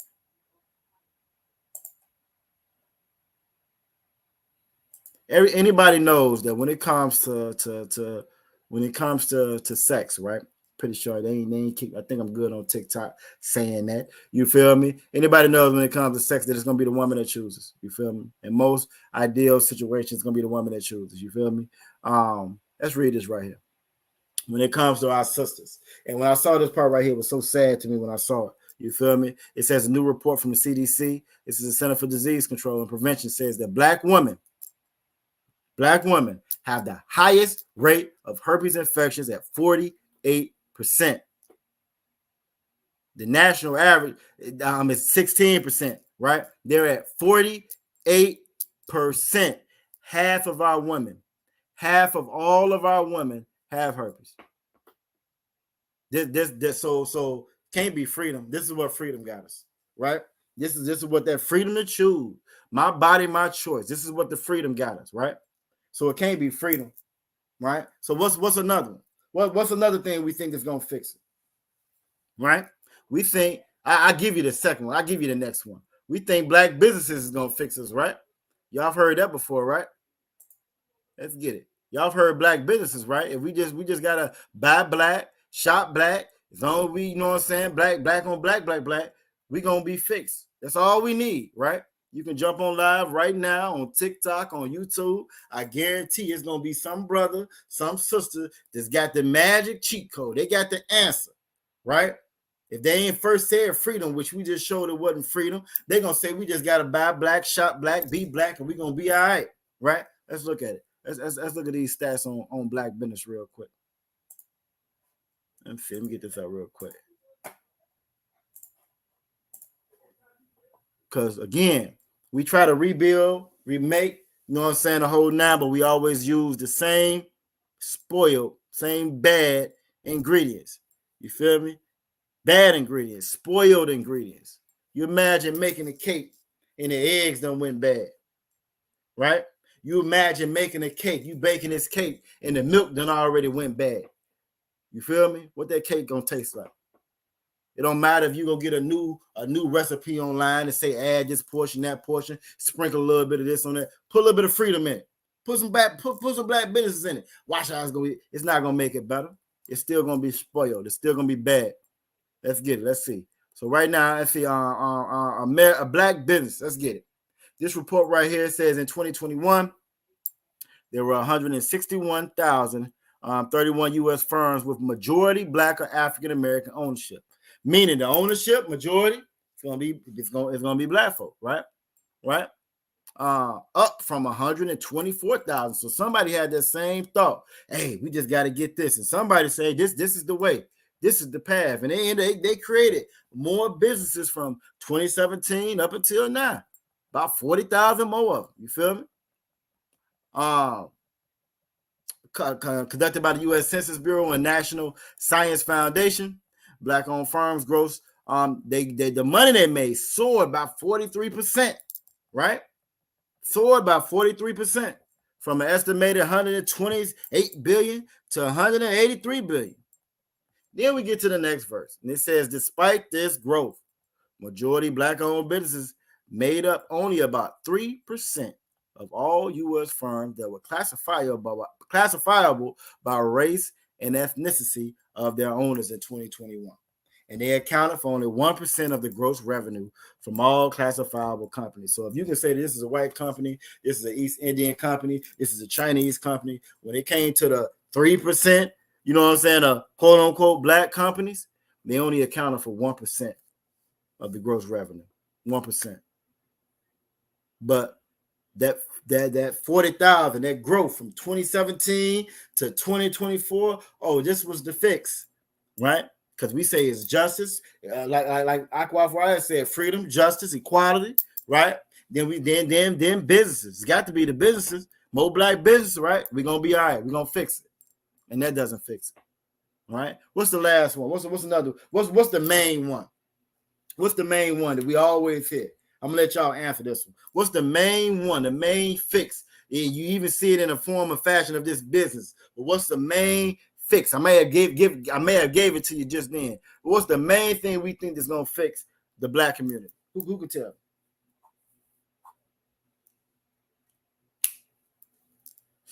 Who could tell me what's the main thing we think that's gonna always fix the black community?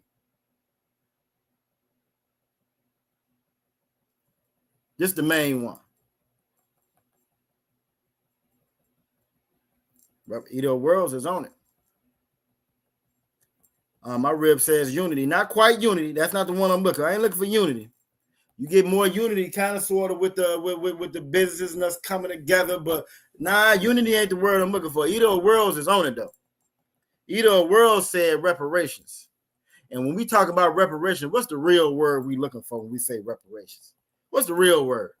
When we say reparations, when you hear black people talk about reparations, when you hear the oppressor talk about reparations, what's the real word they want to say?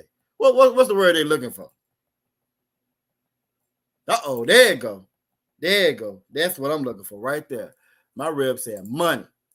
Either Worlds give them a hand. He said reparations. My rib said money. We always think that money, and not necessarily handout. They do call it a handout, though, Edo Worlds. They do call it a handout, and it's amazing, right? It's amazing that you even said that because you're so true when you say that. Edo Worlds said handout, and that's what they call it when it's coming to us. It's a handout. But when Donald Trump get it, it's not a handout, right? When it's a tax break when he get it. When they're giving it to the Israelis, it's not a handout. It's the humanitarian thing to do when they're giving them billions and billions of dollars. When they're giving it to Ukraine, it's not a handout, right? Billions and billions of dollars in the gave to Ukraine. That's not a handout. You feel me? When they give it to the Afghanis that they done been in war with for over 20 years, that's not a handout. That's not a handout. It's not a handout. When they gave white quote unquote landowners, you know what I'm saying? When they gave them what they actually had runs, I forget the name of the runs where they would run.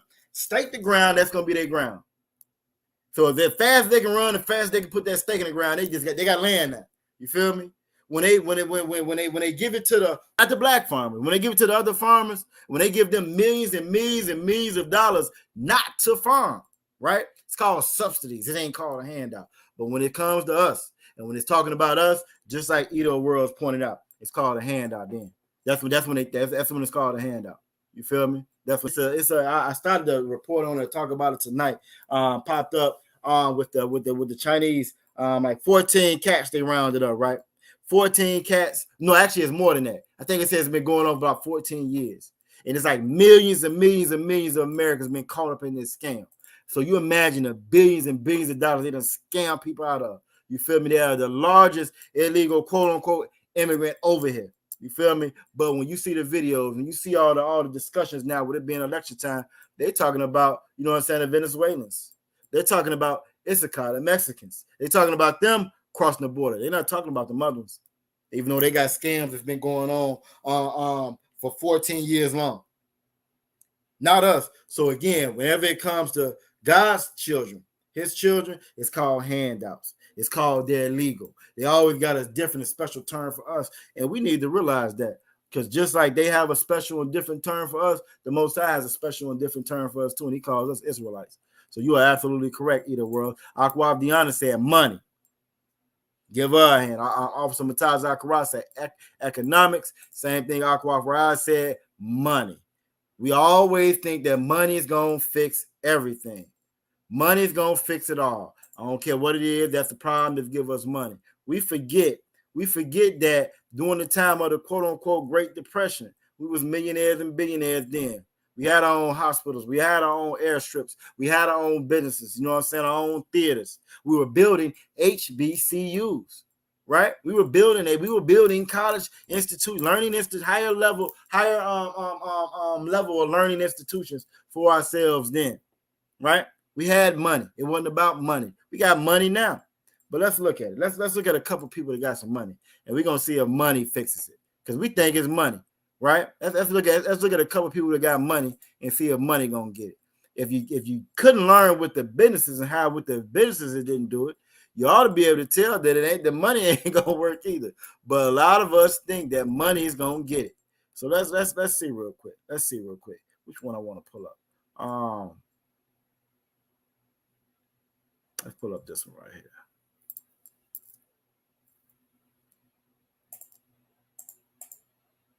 We always think that money's going to get it. And a lot of our people lie to us and tell us that money's going to get it. One of the main sets of people that lie to us and tell us that money's going to get it is these cats right here. These be some of the main ones that we listen to. You'd be amazed and surprised how many of us base our lives off of entertainment. We make real life decisions off entertainment. You feel me? From entertainers. You feel me? This right here is a list of, let me get this off the screen, of the richest rappers. You feel me? Or some of the richest rappers who are some of the wealthiest of it. Not to mention the entertainers. You feel me? Not to mention the entertainers. And you have some other brothers and sisters that make more than this. But these are just some of the ones that I brought up. Just for an example. Now this says this is a quick recap of the 50 richest rappers in the world. I say this list with a grain of salt because at one point in time, Kanye was up at the top until he said that the blacks are Jews too. He said two, and you see where he at. He's at number 4 now. Right. So again, we're gonna start with number one. Well, actually, no, we started number 4. So number 4 again, we say Kanye, quote unquote, was a billionaire. I think now they say he coming in. He went from 3-4 billion. You know what I'm saying? To about I think he's a little less than like 400-something million is what they claiming in this report right here now, which may or may not be true. You know what I'm saying? But even with that, left one oppressor daughter to get with another oppressor's daughter. With all that money, all those resources, if y'all haven't heard, Kanye can't even book a show right now. Kanye got a whole album out that he can't even perform. He can't even do concerts nowhere. They done blackballed him and say he can't go. Well, no, he done went to like several different countries, and they won't even allow him to perform. You feel me? Ain't money. Kanye is from Chicago. I'm from Chicago. You feel me? If you ain't ever been to Chicago, I'll just say that his money didn't fix anything in Chicago, and that's what a lot of our neighborhoods where these quote unquote famous entertainers and rappers and so forth come from. You feel me? It didn't fix him. Dr. Dre is married to an oppressor, or he was with an oppressor. You feel me? I've never heard of anything significant Dr. Dre's ever did for any of us. Period. Simple point blank. Period. Never. Saw some pictures with him dressed up. You know what I'm saying? Like the opposite sex. See that? You feel me? Never seen him do anything for us. If I'm not mistaken, I think he's out of Compton. You feel me? Compton used to be a flourishing black neighborhood. A lot of people don't know that. A lot of people just know the new or the Compton of today. But Compton was like the premier. That was like one of the first black quote unquote Hollywoods. You feel me? A lot of my people went there and built Compton up. Black families, you know what I'm saying? They said Compton was beautiful at one point in time. You feel me? That's until the drug era hit. You know what I'm saying? Aqua Farad said even TV like Empire and Power, which was all about success by way of exactly. They give us Empire. They give us it's amazing. The Empire, power, snowfall. We always got to be the worst of the worst of the worst of the worst just to have any kind of money. You feel me? They make sure they perpetuate that evil, the wicked of us. You feel me? And that's how you make it. That's how you come up. So she is absolutely correct. Officer Mataz Akara said, when did Usher Russell Simmons start rapping? Exactly. You know what I'm saying? So I think, you know what I'm saying, again, with this list, you gotta kind of take it with a grain of salt, you know what I'm saying? And if it's kind of funny that you brought out Russell Simmons, I didn't start with him, but you know, he got issued some papers also. He got issued his copy of Me Too papers as well for alleged abuse. You feel me? Alleged abuse. You feel me? So it's kind of funny that you brought that one out. You know what I mean? But you are absolutely correct. I'm gonna skip number 2 because number 2 is kind of where I was going at. Jay-Z number 1. And it's funny, they only say he had like 2, I think it said 2.5 billion, I think it said now. But if you're familiar with Jay-Z, you know, if you've seen any of our classes, you know that when the whole thing with Colin Kaepernick came out, you feel me? Jay-Z was the one who doused that movement out, right? He's the one who doused that movement out. He's the one who got us to stop taking a knee. You feel me? Stop taking a knee. He's the one that made sure, you know what I'm saying? We weren't gonna hear Colin Kaepernick no more. And once we forgot about him, they let him go, and he ain't touched the football, at least in a professional sense, with the NFL since then. You know what I'm saying? Since then, you feel me? Officer Mataz Akara said if he wasn't a presser, Russell wouldn't be on his list because he would be considered a record executive like Leo Cohn. Exactly. Who got on the Breakfast Club and said that, yeah, he know the music's bad. Yeah, he wouldn't have his children listen to it. Yeah, it's bad to promote drug uses and violence, and it's very bad to it. You know what I'm saying? But he has to eat. He gotta eat. You feel me? This is what he said out of his own doggone mouth. Why he pretends to be us, and he's an imposter, but you're not. You know what I'm saying? But so again, even with the money that Jay-Z got, you know what I'm saying? If I'm not mistaken, I don't think Marcy Projects look no different than what it used to look like when he was there. You feel me? So I don't think money fixed or helped or aided there. Didn't help or aid there. And then we get to number 2. I'm going to show you how money don't fix anything. Number 2 is P. Diddy. Who's familiar with P. Diddy? Who heard anything about P. Diddy this week? You know what I'm saying? Outside of those suspect pictures with him and T.D. Jakes, Mr. getting swallowed up, you know what I'm saying? Outside of those, who's heard of anything with P. Diddy this week? You feel me? Because he got a lot of money. I think in this particular report right here, it says he's at 900 million. You feel me? What could you do with 900 million? You feel me? Shalom, Martin Candia. You feel me? What could you do with 900 million? It might alleviate a whole bunch of headaches, 900 mil. You feel me? So let's take a look at P. Diddy real quick. And that's the one I want to read right there. We always think, we refuse to believe, you know what I'm saying, or follow or listen to what this Bible is saying. And we think that we can fix ourselves without this Bible. We feel like we can pick and choose and grab all these other new ingredients, the money, the freedom, the businesses, you know what I'm saying, even the unity, like my Red was saying. We think that we can just put all that together in the pot, stir it up, and that's going to fix us as a people. But it's not going to fix us as a people. How you know it's not going to fix us as a people? Let's look at this little report we got right here. It says, Sean P. Diddy Cohn purchased his Los Angeles home in 2014 for $40 million. $40 million. You know what I'm saying? It goes through, it's talking about the estate portfolio. Aqua Fry said, locked up, they won't let him out. And her Akon voice and the Hamite voice, locked up, they won't let him out. I don't know if they got him yet, you know what I'm saying? Officer Bataz Akra said Fed raided his spot and he went on a run. Yeah, exactly. If I'm not mistaken, I think he's on what they call the lamb. You know what I'm saying? They call that the lamb. I think he's on the lamb right now. You know what I'm saying? It says, but let's read a little bit of it. Newly built in LA, was initially bought for $40 million near the Playboy Mansion, and Formula One heiress Petra, Ecclestone. You feel me? Again, part of our issue. We always try to be like everybody else, except for what the Most High called us to be. European style 2-story villa has 17,000 square feet of living. Now, I don't know if y'all realize how much space that is. You know what I'm saying? I did a little TikTok. Y'all make sure y'all like, share, subscribe. You know what I'm saying? The pages on YouTube. You know what I mean? On Instagram and on that TikTok. You know, we've been working real hard on that TikTok. I got a TikTok on there, and you can actually see aerial footage of one of the houses that they raided. You know what I'm saying? And again, I don't know if you really know how big 17,000 square foot is. You feel me? 17,000 square foot. And let's read a little bit more.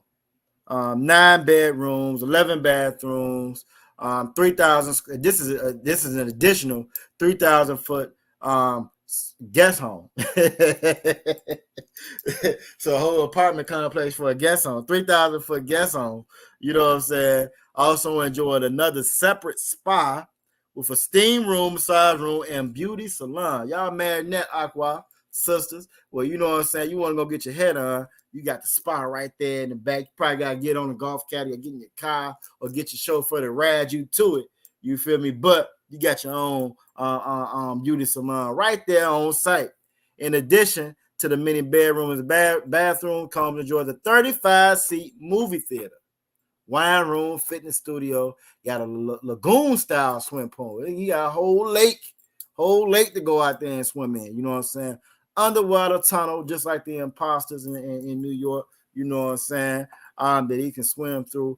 And just like some of y'all have already brought out, you feel me? Just like some of y'all have already brought out, I'm going to stop this one. If you weren't familiar with all that money, all that excess movie theater, swimming pool, lagoon style swimming pool, you know what I'm saying, your own beauty salon, and so forth and so forth, you would think that he figured it out, right? He figured it out. He unlocked the code.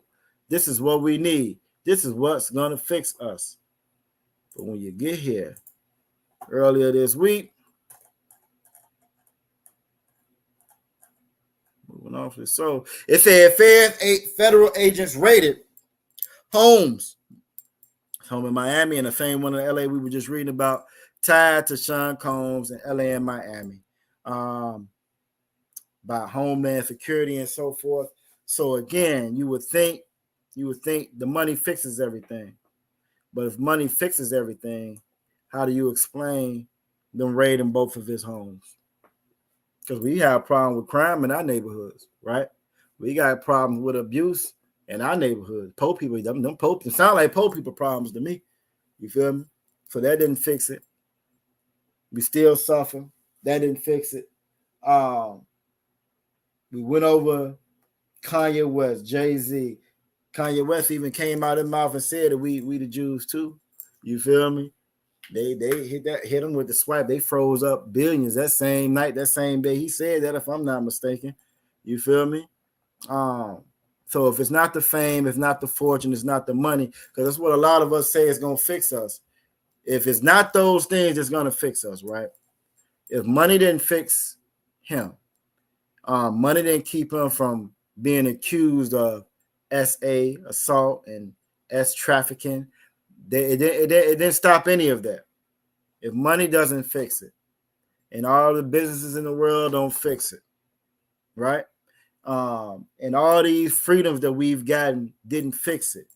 If you in here, you know we were strong. You got to think about, when you think about Black Wall Street, we built that fresh out of slavery, one generation out of slavery. So it's safe to say that we were stronger then than we are now, and we were less free then than we are now. You got sundown towns now, and if y'all I've been listening or paying attention to the history class that we have every Monday, you know, you heard Officer Mataz Zachariah talk about those sundown towns. You know what I'm saying? And you can pull up, you can type that in your Google machine now, and it'll pull up you a list of sundown towns in 2024. Yeah, it'll pull it up for you. You feel me? So again, with more freedoms, more businesses, more money, more power, more fame. I can keep on going down the list. Why are we not fixed as a people? Why are we not fixed as a people? So I'm gonna ask one more question. What will fix us? What's gonna fix us as a community? What's gonna fix us as a people?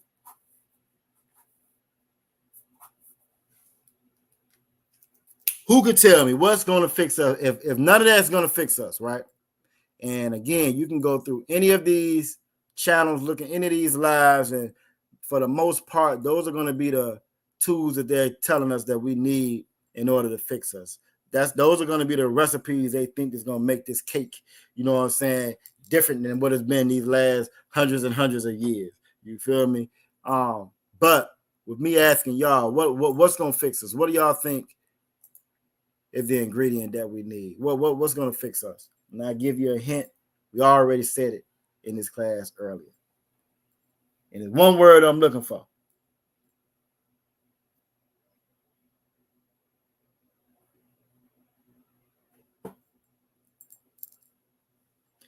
Aqua from Nas said, following God's laws. You own it. You own it, but it's one word that I'm looking for. You are absolutely correct. Following His laws is going to fit, but it's one word I'm looking for that encompasses all of that. What we need. Aqua Fry said law, statutes, and commandments. I like how you wrote the LLC. That's gonna stick. We're gonna start using that. LSC. She said we just need a little LSC. You know what I'm saying? Not no TLC, but a little LSC. You feel me? Little LSC. That's what we're gonna need. Oh, we at time wise. Okay, we got to speed it up a little bit. All right, so for time, I'm gonna go ahead and put. I'm going. It's love. Love is what we need. Love is what we need. And it's the same thing. Give Aqua for Raya, give Aqua Ana a hand. Aqua for Raya said, get in the school and learn the truth. Also, Taz Aqua said, ISUPK under command junior high and following the laws, statutes, and commandments. And they all are saying the same thing. Coming into the school, you're gonna learn about brotherhood. You're gonna learn about sisterhood. You feel me? You've laws, statutes, and commandments. You're gonna learn that love, following the laws, statutes, and commandments is love. This is what we need. This is what we need. And it got nothing to do with money. And Aqua Fry gave a precept right where we started at love. 1 John chapter 5 and verse 3. It has absolutely nothing to do with money. It has absolutely nothing. We can have all the money in the world, but if we don't got any kind of morals, what we gonna spend it on?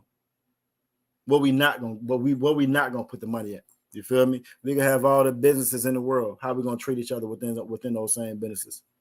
You feel me? How are those businesses going to benefit our own people if we don't have these laws, statutes, and commandments? We can have all the freedom in the world. Right now, you always hear, you know what I'm saying? A lot of us say we just need our own state. They just give us this, give us that. And at one point in time, I believe that as well. And I do think we will fare off a little bit better because if we got away from them. However, even if we got away from all the other nations, let's say they say forget it. We're gonna clear off us Australia. Australia is all y'all, all so-called black, so-called Latinos, so-called Native Indians. Y'all go to Australia, we ain't gonna mess with y'all no more. Y'all mess with us, gonna call it a day. I think we will fare off better in the beginning, but at some point, we're gonna have disputes amongst one each other. We're not gonna know how to fix it. You feel me? At some point, if we're not teaching our daughters and our sons what marriage is, you feel me? It's gonna fall apart. It's not gonna make it. The law, statutes, and commandments is the love. That's the ingredient. That's what we're missing. This is how we rebuild a nation. This is how we come back to this is how we stop being spoiled. You feel me? Let me get first. I'm going to get Isaiah 30:1. We got a couple more scriptures I want to get to before we get up out of here. Again, at the water for everybody sticking around. If you're in there on TikTok again, make sure you put your comments, questions, concerns in there. Same thing with Facebook and so forth, and all the other channels. Let's get Isaiah 30:1. A lot of the things that I mentioned, right? They come from the oppressor. Main reason why we don't know that we need love and what love is because we look at our history records. We look at this Bible through the eyes of the oppressor. You feel me?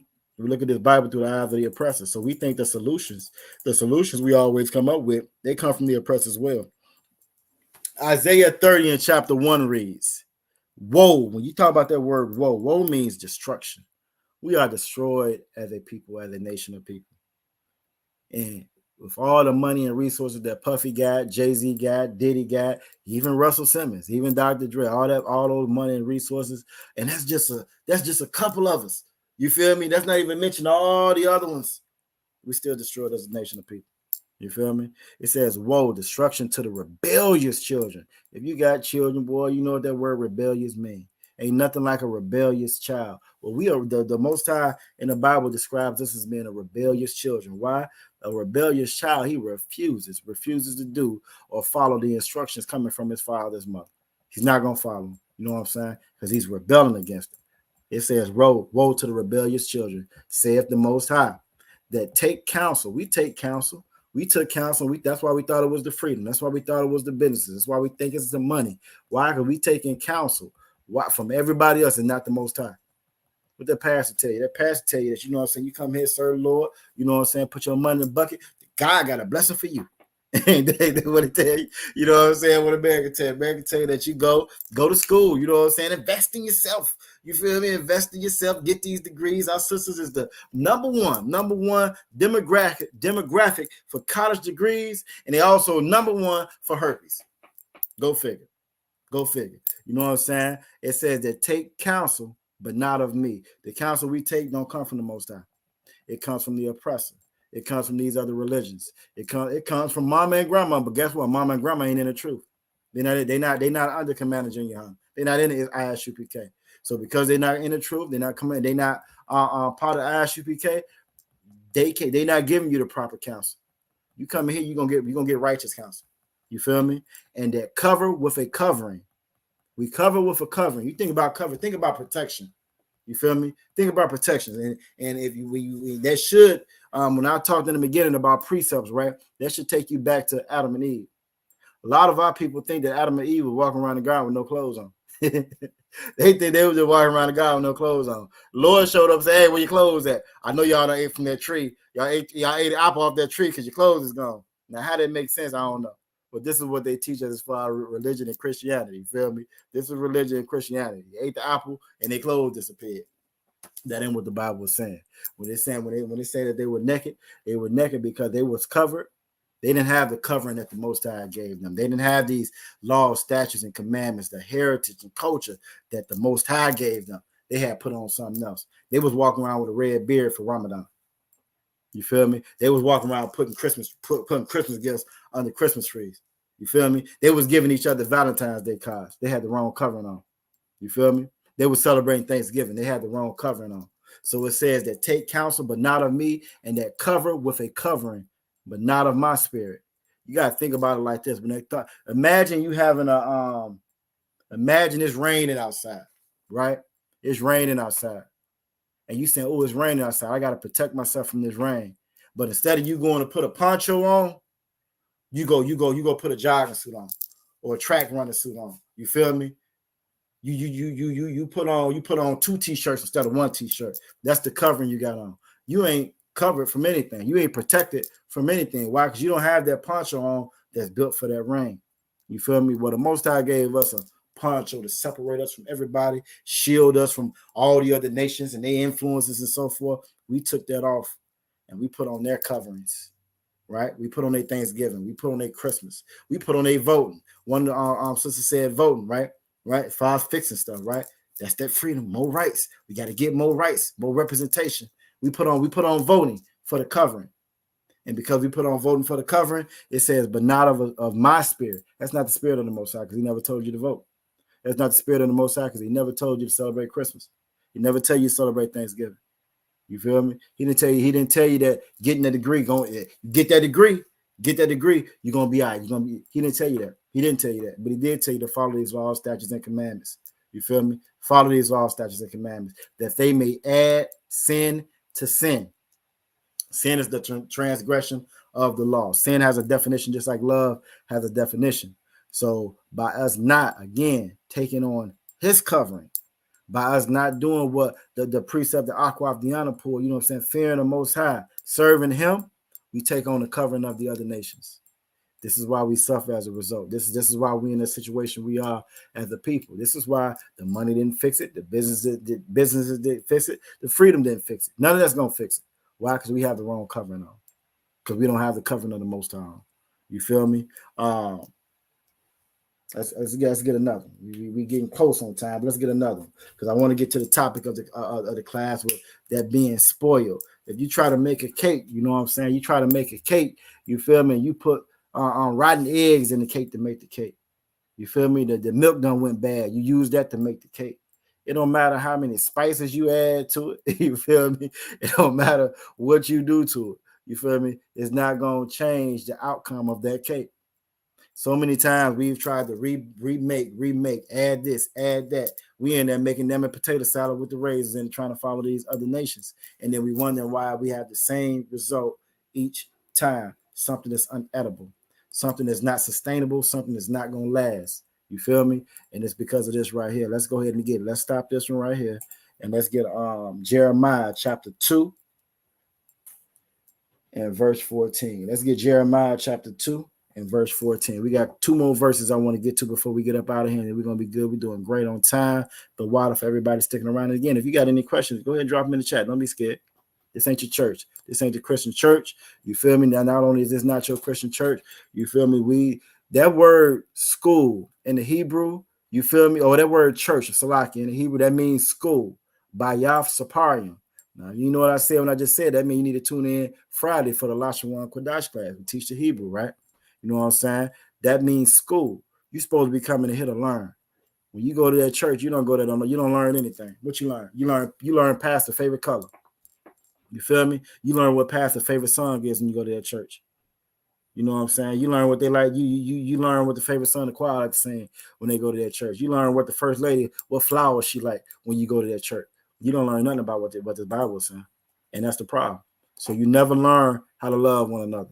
You never learn what actually fixes our community, what actually fixes one another. You feel me? This is what we're here for. This is what that church is supposed to be doing. You don't even learn that, you know what I'm saying, the Sabbath is the 7th day. You in there on the 1st day. You feel me? Y'all, you can't even get that part right.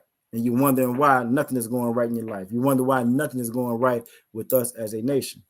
Right? Because we don't put that covering of the Most High on. We put the covering of another nation on.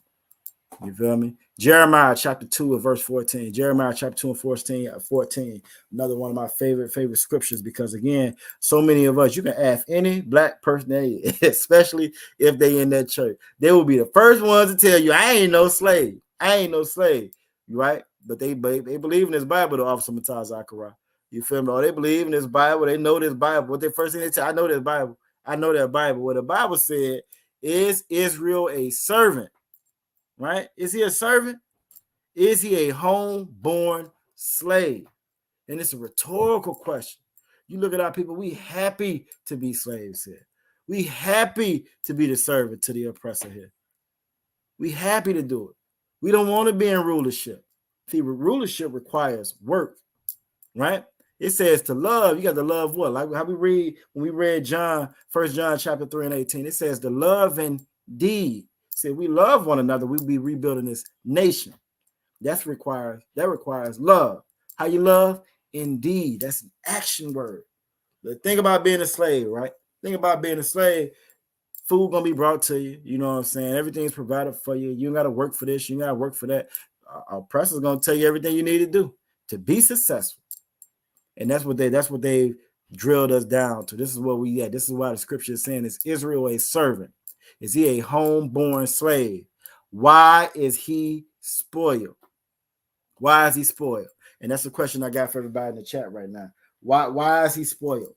Right? When it's talking about Israel, just to break the scripture down, it's talking about so-called blacks, so-called Latinos, so-called Native Indians, right? And it's saying, is he a servant? You feel me? He like being in subjection. He like all his food come from his oppressor. All his water come from his oppressor. His livelihood, the money he make, how he take care of his family comes from his oppressor. All the rules and ordinance that he follows comes from his oppressor. Everything his oppressor tells him, he does. Everything. He does absolutely nothing I tell him to do. Is he a servant? Is he a homeborn slave? You feel me? He born this way. He gonna be born this way, gonna be alive this way. It's how he'll always be, his children this way. He sees absolutely nothing wrong with it. Same place they stole you, right? Brought you here, you're still over there, but you don't consider yourself to be stolen. You still work for every piece of bread that you put in your doggone mouth. And you barely get enough of that. You work just enough so you can get out and go work again the next day. You feel me? Everything that you do is dictated and ordained by your oppressor. And you're happy with it. You fight for it. You fight your other brothers and sisters who's trying to actually give you freedom. The Bible says, for the truth shall make you free. So when you hear your other brothers and sisters out there telling you the truth, you fight and you argue against them. Right? Even you other fake Israelite groups. You fight and argue from the same place where you were birthed at. Every Israelite group. If you are tuning in, and maybe you ain't saying nothing because you ain't ISUPK. There's no cowards in here. You feel me? If you are tuning in, if you are from another group, right? You got the tassels on the bottom of your shirt. Well, that was never One West. If you say you one, you in the truth, that's a One West slogan. That came out of ISUPK. If you were a quote unquote Israelite, who taught you was a quote unquote Israelite? Because it wasn't Putin. Putin just came out and said that they were revealing what the color of Christ was, what the color of the disciples was, right? Well, we've been saying this since 1969. You feel me? So why you fight when you claim on sweeping down and claim you an Israelite, but you didn't know that before 1969? You feel me? You didn't know that before the ISUPK, but you went off and started your own thing. Are you a servant? You a homeborn slave? The Bible is telling us how to Zephaniah 2:1 come together to get this thing fixed. You feel me? Why is he spoiled? So that's my question for everybody. Why are we spoiled? We got one more scripture. Why is he spoiled? And if you know the precept I'm going to, go ahead and let me know. If you know the precept I'm going to, go ahead and let me know. Before we get this scripture, I want to get the definition of spoiled. Let me get the definition of spoiled real quick. Let's pull that. Let's stop this. Why are we spoiled? So first, who can tell you? If you can tell me what spoiled means, what you think spoiled is. What is spoiled? And then let me know why are we spoiled. So why are we spoiled? Or what is spoiled? And why are we spoiled? Why are we spoiled as a nation? All the money, all the businesses, all the freedom we get. Why are we still spoiled as a nation? All right. I'm going to type in spoiled. I mean, there's two things I wanted to get tonight. Might not get to the other one, though, because I don't want to keep us too long. All right, I don't see no crowd. I know y'all still with me. We got a lot of folks in the chat now. Why are we spoiled, and what is spoiled? I'm gonna go ahead and read off what spoiled is for time's sake. I'm gonna go ahead and read off what spoiled is for time's sake. You know what I'm saying? But if y'all can tell me, why do y'all feel or think that we spoiled? Spoiled. Definition 1: to damage seriously, ruin. Why are we damaged so seriously? Why are we ruined as a nation? Because we ruined as a nation. You feel me? We ruined as a nation. We damaged. We damaged seriously as a nation. You look at some of this stuff online. You look at some of the influences that we got. You imagine we can just keep it on Puffy, on P. Diddy or Puffy, whatever he calling himself. You imagine having that much wealth, that amount of resources, and you on the land. You feel me? Multiple homes bigger than college institutions. You know what I'm saying? But you want to run. You still ain't figured it out. Why that's a damaging thing. That's how you have all of that and you still ain't figured it out. You feel me? How we ain't figured it out as a people? How we ain't figured it out as a nation? Why are we so damaged? Why are we ruined? It said definition B, to impair the quality or effect of. We the best of everything. You feel me? But when you look at the quality of us, we the best of everything. You look at that quality. You look at the effect that we have no effect. All those millionaires we got, all those billionaires we got, why they can't affect our state, our nation as a people? Why? Because we're spoiled. Why are we spoiled? Definition 2: to impair the disposition or character of by overindulgence or excessive praise. You feel me? Now this is getting more to, you know what I'm saying, like you have a spoiled child or whatever, but when it's talking about in the Bible, it's more along that line of the definition 1 and this definition 3 right here: pillage or rob. Everybody's probably heard of that saying, on spoils of war, right? Well, we are conquered people. We were conquered, right? We were conquered and put into slavery. We are conquered people. You feel me? So we are the spoils of war. We've been Definition 3A, pillage. We've been pillaged as a people. You look at our Native Indian brothers and sisters. This nation was pillaged and robbed from them. You feel me? Our lives were pillaged and robbed from us. Definition B, despoil or strip. And definition 4, to seize by force. We were seized by force of these other nations, and we've never rebounded from any of them. You feel me? So why are we spoiled? It's a specific reason. It's a specific thing, reasons behind why are we spoiled as a people. Because we mentioned the money, right? We mentioned the money. We mentioned the businesses. We mentioned the freedom. All of those things we mentioned. We showed people that have that. We showed people that had that, and they were still in the same situation as the poorest of us, right? Puffy on the run right now, like some brothers I noticed in the hood. So it's not the money, it's not the power, it's not the fame, it's not the businesses. You know what I'm saying? Puffy's considered to be a mogul. It's not the freedom. He got his own Gulfstream jet that they tracking. You feel me? So it's not the freedom. You feel me? Officer Mataz Akara said Proverbs 26:2. Let's get it. Let's stop this one. Right? Let's stop this and let's get Proverbs 26:2. I'm gonna pull this one up. Hold on. And the water for everybody again sticking around. We're a little bit over the time, but we're gonna give me a couple more. We're gonna be out of here. Give me a couple of more, and we are gonna be out of here. All right, so we're gonna get Proverbs 26:2. And the question was, why are we spoiled? Shalom, Yahweh the brown copper goddess Thomasina on TikTok. The question right now is, why is our nation spoiled? So-called Black, so-called Latino, so-called Native Indian. You know what I'm saying? Why are we spoiled as a people? Why are we spoiled as a people? Officer Mataz Akara said Proverbs chapter 26 and verse 2. Let's get it. Now, let's get it. Proverbs 26 and chapter 2. Officer Mataz Akara said, not following the laws while we are spoiled and conquered. I'm with you. I think you are on it. I think you are absolutely correct on that. Proverbs 26:2 reads, as the bird by wandering, as the swallow by flying, so the curse causes shall not come. You know what I'm saying? I always hear, we always hear, Falakia, Captain not to the shot, Captain 10,000, not the shot, Salakia, Captain 10,000, not the shot. You know what I'm saying? Break this down. He always break it down so beautifully as far as a curse does not come without a cause. That's what they're saying right here. As the bird by wandering, as a swallow by flying, so the curse causes shall not come. Meaning we wouldn't be in this state if it wasn't for a reason. You feel me? We serve a merciless, gracious, you know what I'm saying, loving God, but he is a father. He is a father. So we wouldn't be cursed or punished the way that we are if it didn't have a cause behind it. And it is a cause behind it, because he told us to follow those laws, statutes, and commandments, and we refuse to do it. He also told us that by us not following the laws, statutes, and commandments, the wages of sin are death. There's going to be consequences behind you not following them. You feel me? And we are suffering, living out the consequences behind us not following these laws, statutes, and commandments. So he is absolutely correct. Now, last scripture I want to pull. I want to get this scripture. Again, I say last, you know what I'm saying, but it is one more thing I wanted to show y'all, you feel me? But we may not get to that last one, but we're going to see. We're going to try. We're going to see. We're going to see. We're going to see. We might go a little bit over the night. I'll give us a couple more minutes and we're going to get up out of here. The while again for everybody sticking around. You feel me? What's going on to Sammy 84 Joe on TikTok.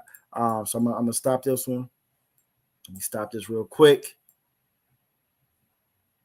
And what I want to pull is, I should have kept it up. I needed that. Let's pull it back up. We're on the same screen.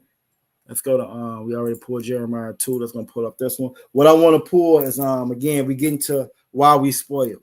Why we're in a state of decay like we are. Why, you know what I'm saying? We still, why we in the state, why are we in the condition that we are the people as a nation? Why are we spoiled? And we're going to get it right here. But I want to go to Colossians chapter 2 and verse 8. I want to go to Colossians chapter 2 and verse 8. Now, hopefully you got your pen and your paper and you're writing these scriptures down. You feel me? Helping you writing these scriptures down, because one thing you're not going to get in that church and these different religions, you're not going to get the breakdown on these scriptures. So, you know what I'm saying? They go in there and read a whole bunch and they're not teaching you anything. We're going to teach you what they mean, what they're saying. You know what I'm saying? The sister Aqua Farah said, Kwam Yasha'Allah. Damn right, Aqua, you know what I'm saying? And that just means in the Hebrew, rise, Israel. Rise, Israel. We are in here in the ISUPK, we are rising. And we are trying our damnedest to bring up the rest of our nation and have them rise with us as well. You feel me? And the beginning of that, you know what I'm saying? The Bible says that the fear of the Most High is the beginning of wisdom. You want to be wise, you have to fear the Most High. You feel me? And if you don't know what he requires, what he says do, or what he says not to do, it's going to be very hard for you to fear him.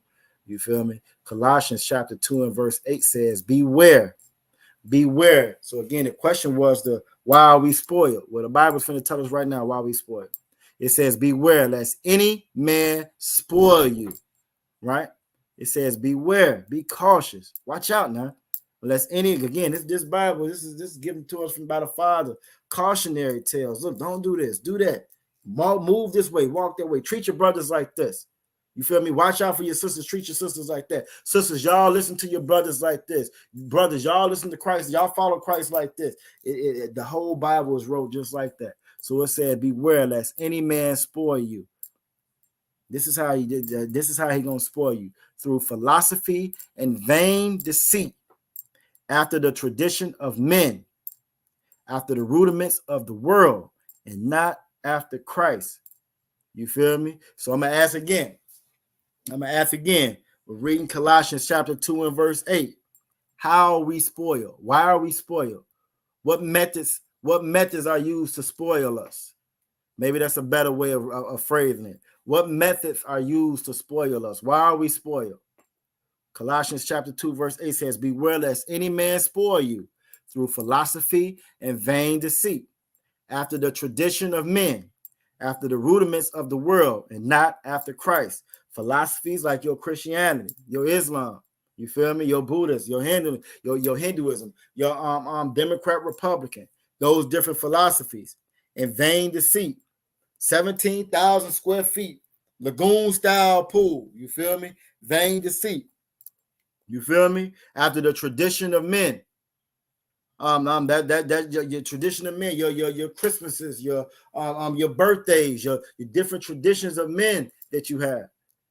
After the rudiments of this world. Well, Job 9:24 said this world is given into the hand of the wicked. So by following their traditions, their customs, following the Romans, right? Valentine's is a Roman. That's Remus and Romulus. That's a Roman tradition. You know what I'm saying? You feel me? Following the Romans, following the Greeks, following what they do. If you're in an alternative lifestyle, well, guess what? You learned that from the Romans. Being monogamous. We ain't touch on that in the laws tonight. You know what I'm saying? A lot of times we bring up polygamy. We bring up having more than one wife, and they can't stand us when it's in the Bible, when it's the truth of the Bible. You feel me? We don't realize how monogamy destroys us. Monogamy makes you an adulterer. You feel me? According to the definition of the Bible, a monogamy is going, like how Usher say, you make me want to leave the one I'm with to start a new relationship. Well, in our culture, that's forbidden in our culture. That's against our law in our culture. You feel me? This is part of the traditions of men, the rudiments of this world. Vain philosophy and vain deceit. We got a couple of answers. Officer Mataz Akara said Christianity, and he's absolutely correct. Aqua said church. You feel me? All those are philosophies and vain deceits. They are the tradition of men. They're the rudiments of this world, and it's not after Christ. This is how we're spoiled. This is how we spoiled, and this is how you read this Bible. This is how you break these scriptures down. This is how you read precept upon precept and line upon line. All right, so last thing. So again, the water, Most High Christ, the water for the class participation. We got one more thing I wanted to go over, and then we out of here. And I don't want to save it until next time. I'd rather us get it right now. You feel me? Yeah, I'd rather us get it tonight. It's going to be the last thing, then we're going to be up out of here tonight. So a question I got, who's ever heard of AAVE? Now, if y'all follow the TikTok page, you already know where I'm going. If you follow the TikTok page on ISUPK_VA, if you follow that, then you already know where I'm going. The brothers and sisters on TikTok, maybe y'all already followers of the page, you know what I'm saying? And if so, then y'all know where I'm going as well. Y'all can answer as well in the chat. Who knows what AAVE is? Who knows? Now I'll give y'all a second to answer that. Who knows what AAVE is?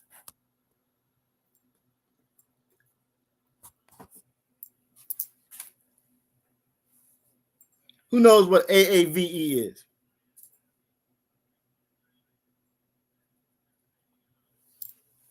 If you don't know, let's go to because I what I noticed also with Tazakar, I think when I don't be getting them answers real fast, I think they hitting that Google machine. They try and get a little assistance, you know what I'm saying, from Google. So let's pull up, let's stop this one right here, right? Go back to the main screen.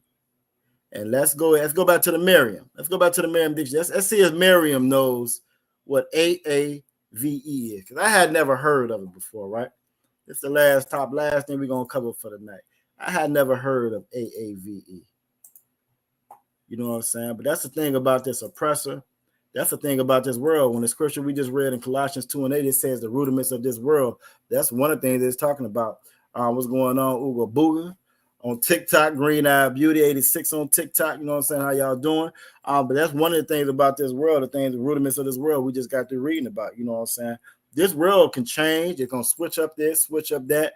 The thing about this Bible, the thing about the Most High, the thing about his laws, statutes, and commandments, they don't change. They don't change. You feel me? Scripture say they don't change so that the sons of Jacob won't be consumed. So we're not consumed, because if they did change, well, it wouldn't be no chance for us. It wouldn't be no hope for us if his laws, statutes, and commandments change. So it's a blessed thing that they don't. But let's get it. AAVE. Again, I hadn't heard of it. You know what I'm saying? Until earlier this week. So if you haven't heard of it, AAVE is African American Vernacular English. Now I'm see who all paying attention, right? Who knows what the old word for that was? Because they used to have an old word for this. You know what I'm saying? They used to have an old word for this. AAVE. This is the new and improved. And then when I looked up on it, right, it said it came out in 1991. I swear I was still in school then. I never heard no AAVE. But I did know it by another name. African American Vernacular English. AAVE. Who knows what that old word for this was? Start with an E. End with an S. Who remembers what this old word used to be? AAVE. Think about Esau. Think about this oppressor. They're going to switch this up. They're going to change the definition of that, change the definition of this. But the thing about it is they cannot change what the Most High said do. We do the same thing. We try to change the ingredients and change this, change that, not realizing the Most High said that we were spoiled. The Most High said that you can't fix it without laws, statutes, and commandments. Give Akwaf a hand. If I had a prize, I would give it to you. Ebonics. It's Ebonics. They used to call it Ebonics back in the day, but now it's called AAVE. You feel me? They call it AAVE. And let me show you why this is so important. Let me show you why this is so important. Again, Sister Aisha said Ebonics. Y'all are absolutely correct. You feel me? This is what I knew it as before. You feel me? Ebonics or talking like the oppressor. You know what I'm saying? This is what I knew of, talking proper. I mean, I'm sorry, not talking proper, not talking like the oppressor, not being proper. You feel me? I knew it as Ebonics as well, but now they're calling it AAVE. Let me show you why AAVE. Let me show you how it affects you. Like I said, if you already seen the TikTok, then you know where I'm going with it. But again, when I saw this report, it just tripped me out when I saw it. I'm gonna stop this. What I want to pull up, where is it at?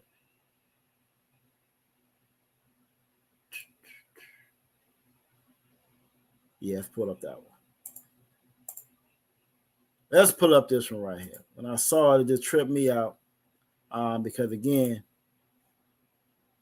things change, but they stay the same. All right, it says as AI. Everybody knows AI is artificial intelligence. It says as AI tools get smarter, they're growing more covertly racist. Go figure. Experts find, right?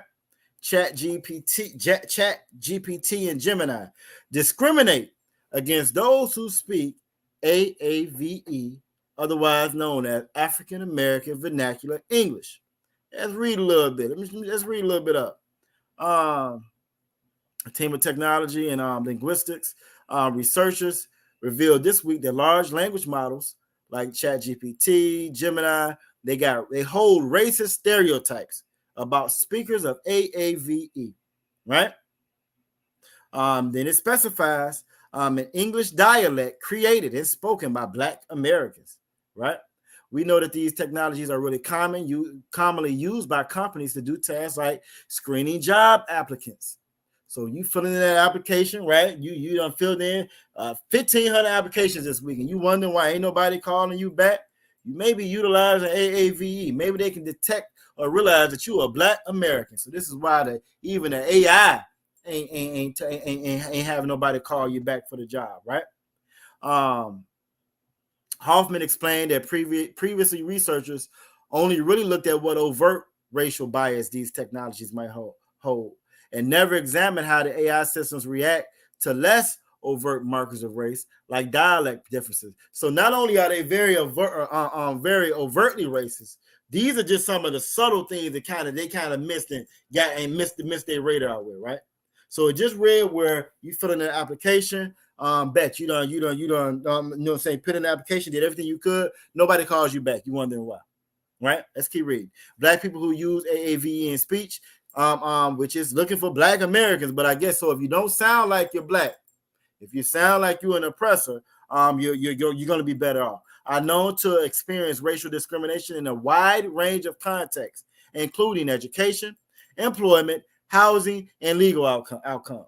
So now a lot of us are going around using ChatGPT for this, using the AI for this, and you using it for that, not realizing that if you're Black, you're gonna get a less than desired outcome in education and your employment. So you're not getting accepted into that school. You're not finna get called back for this job. Your housing application is gonna get denied, and then your legal outcomes. We're gonna specify that a little bit more. It's not gonna go the way that it's not gonna go in a more desired way. All because you're Black. All because you sound Black and the AI know that you're Black. Nothing based off of right and wrong. Nothing based off of this fair, not fair, precedent of this case, that case, just because you're Black. Let's go a little bit more. Hoffman has asked the AI models to assess the intelligence and employability of people who speak using AAVE compared to people who speak using what they dub standard American English. For example, the AI model was asked to compare the sentence, "I'd be so happy when I wake up from a bad dream because they be feeling too real," right? To, "I am so happy when I wake up from a bad dream because they feel too real." So it's, again, little subtle differences. Now, you know, our children been living off the internet and typing and text for the last, especially since COVID, but really 10 years prior to that. So the AI can pick up on that. The AI knows if you're Black and you typing versus if you're white and you typing. You feel me? If you're using quote unquote AAV. Couple more things I want to read about this, and then we're going to be good on this one. The models were significantly more likely to describe AAVE speakers as stupid and lazy, assigning them to lower paying jobs. We put on a cover and it's not of ours. We put so much faith and so much stock in these people. You got some of us that feel like AI is going to fix everything, right? We feel like, again, new ingredient, AI, this brand new added to the mix. Same result, same outcome. And it's the same result and it's the same outcome because we don't realize it's coming from the same people, the same oppressor, followed underneath the same prophecies that the Most High already made. Last thing I'm going to read about this, because you may not be thinking, I know it ain't Charlie, but it may be somebody out there thinking, well, that's not really a big deal. You should be talking proper English. You know what I'm saying? They might be thinking it's not such a big deal. You feel me? You know what I'm saying? They might not believe it. They might not believe the severity of it, right? Let me show you one more thing about this AAVE and AI. Let me show you how it can be a little bit more significant. Matter of fact, this right here in the same one. I'm going to keep going. I was going to go to another page, but I just saw it right here. The AI models were also significantly more likely to recommend a death penalty for hypothetical criminal defendants that use AAVE in their court statements. Now I want y'all to let that sink in for a little bit. I want that really sink in for a little bit. So not only is it not going to give you the job, not only is it not going to accept you to the school, not only is it going to call you stupid and you're lazy, you feel me? But also, when it's being used in your court case, it's going to recommend the death penalty. You feel me? That's what it's going to recommend for you because you utilize AAVE, because you spoke like you were black, because you sounded like a black person, not because you were guilty of the crime. Notice it didn't say none of that. Not because you're guilty of the crime, because you weren't qualified for the job, none of that. Not based off your prior record, your grades, none of the above, all based off of you using AAVE or Ebonics or talking like I sounded like you're black. It don't matter what ingredients we keep trying to add. We keep trying to add this, add that. It's us being free. It's us having money. It's us having businesses. Well, if we use AI, we just take the person out of it, we're going to be all right. You know what I'm saying? We just haven't evolved to that certain level. You feel me? We come up with any and every excuse there is in the doggone book. But the thing is, you know what I'm saying? Akwaf Aisha said, shaking her head, damn right. It's can't make it up. You can't make it up. You can't make this up. You feel me? She said, this is crazy. It's absolutely crazy. It's absolutely crazy, but it's also prophetic. And when I say that and saying, the Bible says they're going to have a perpetual hatred towards you. It's nothing you can do that will ever fix it. The Bible says that we got to love one another. You feel me? Love is to follow these laws, statutes, and commandments. And anything we do outside of that, it's not going to be successful. You can put all your faith in your money. You can put your faith in your businesses. You can put your faith in your freedom. You can put your faith in this technology. You can put your faith in your voting. You can put your faith in all of that. But if you're not putting your faith in the word of the Most High, it's not going to be successful. It's not going to be successful. If you're a so-called black, Latino, Native Indian, you feel me? We got one way, one ticket. You know what I'm saying? One ticket. Un boleto, one ticket. You know what I'm saying? Uno boleto, one ticket out of here. You feel me? One ticket to, you know what I'm saying, rebuilding this nation and coming back and doing this the right way. Anything else is gonna fail, and that's following these laws, statutes, and commandments. That's going back to that brotherhood and that sisterhood that we always talk about. Either world said just wicked. It absolutely is wicked. It is wicked. But do you really expect anything else? I was gonna be done, but either a world said just wicked. So I got to get one more. This last scripture, I promise, and we out of here. It's gonna be real short. Last one. Either a world said just wicked, and it is just wicked. But again, with us knowing what these laws, statutes, and commandments, what this Bible actually say, if you were here in these classes, you shouldn't be surprised. And let me show you why you shouldn't be surprised. Last scripture I'm gonna pull, Ecclesiastes chapter 7, verse 13. Last one I'm gonna pull. Ecclesiastes chapter 7, verse 13. Let's get it. I could go to Obadiah. And show you how, you know what I'm saying, how violent, how wicked these people are. I can go to Hebrews and show you how profane, profound Esau is. You feel me? I can show you all of those things, the different characteristics of Esau. I could also go to Obadiah, you know what I'm saying, 1 and 3, and it says, the pride of thine heart deceived thee. They are the most proudest, arrogant people on the planet. Don't think they did nothing wrong and did everything wrong. You feel me? I can go there, but what I want to go, we're going to go to Ecclesiastes chapter 7, verse 13, and we're going to call it a night off this scripture right here. Ecclesiastes chapter 7, verse 13. You know, the world said it's just wicked, and it is just wicked. It is just wicked. But one thing you want to always keep in mind, in Malachi, it tells us in Malachi that the Most High doesn't change. You feel me? The Most High doesn't change. It doesn't change. His word don't change. You know what I'm saying? When they try to give you that line, say Christ came with a new covenant, a new mission or whatever, that's a lie. That's a lie. Christ came here to do his Father's business like we're supposed to be doing our Father's business, like we're supposed to be following Christ. Period, point blank. Simple as that. I'm going to get Ecclesiastes chapter 7, verse 13, and we're going to get up out of here for the night. The water for everybody that's not stood around. You know what I'm saying? Ecclesiastes chapter 7, verse 13. Either world said that's just wicked. Ecclesiastes 7:13 says, consider the work of the Most High. When you think about everything the Most High has done, you know, this earth is built. It's built to replenish itself. It's built to be self-sufficient. You feel me? if we never touched it and left it alone, it would come right back. It'd come back, you know what I'm saying? How they say, like crack in the 80s, you know what I mean? It would heal itself. It will replenish itself. Think about it. It rains, the rain goes up, the same rains come back down. Your rivers, your oceans, they never overlap. They never overlap. You never hear about Atlantic Ocean splitting to the Pacific Ocean and they all mix up. Never, because the way the Most High made it was perfect. If you consider the work of the Most High. This word, 5,000 years old, you feel me? And still prophetic to this very day. To the letter, to the T.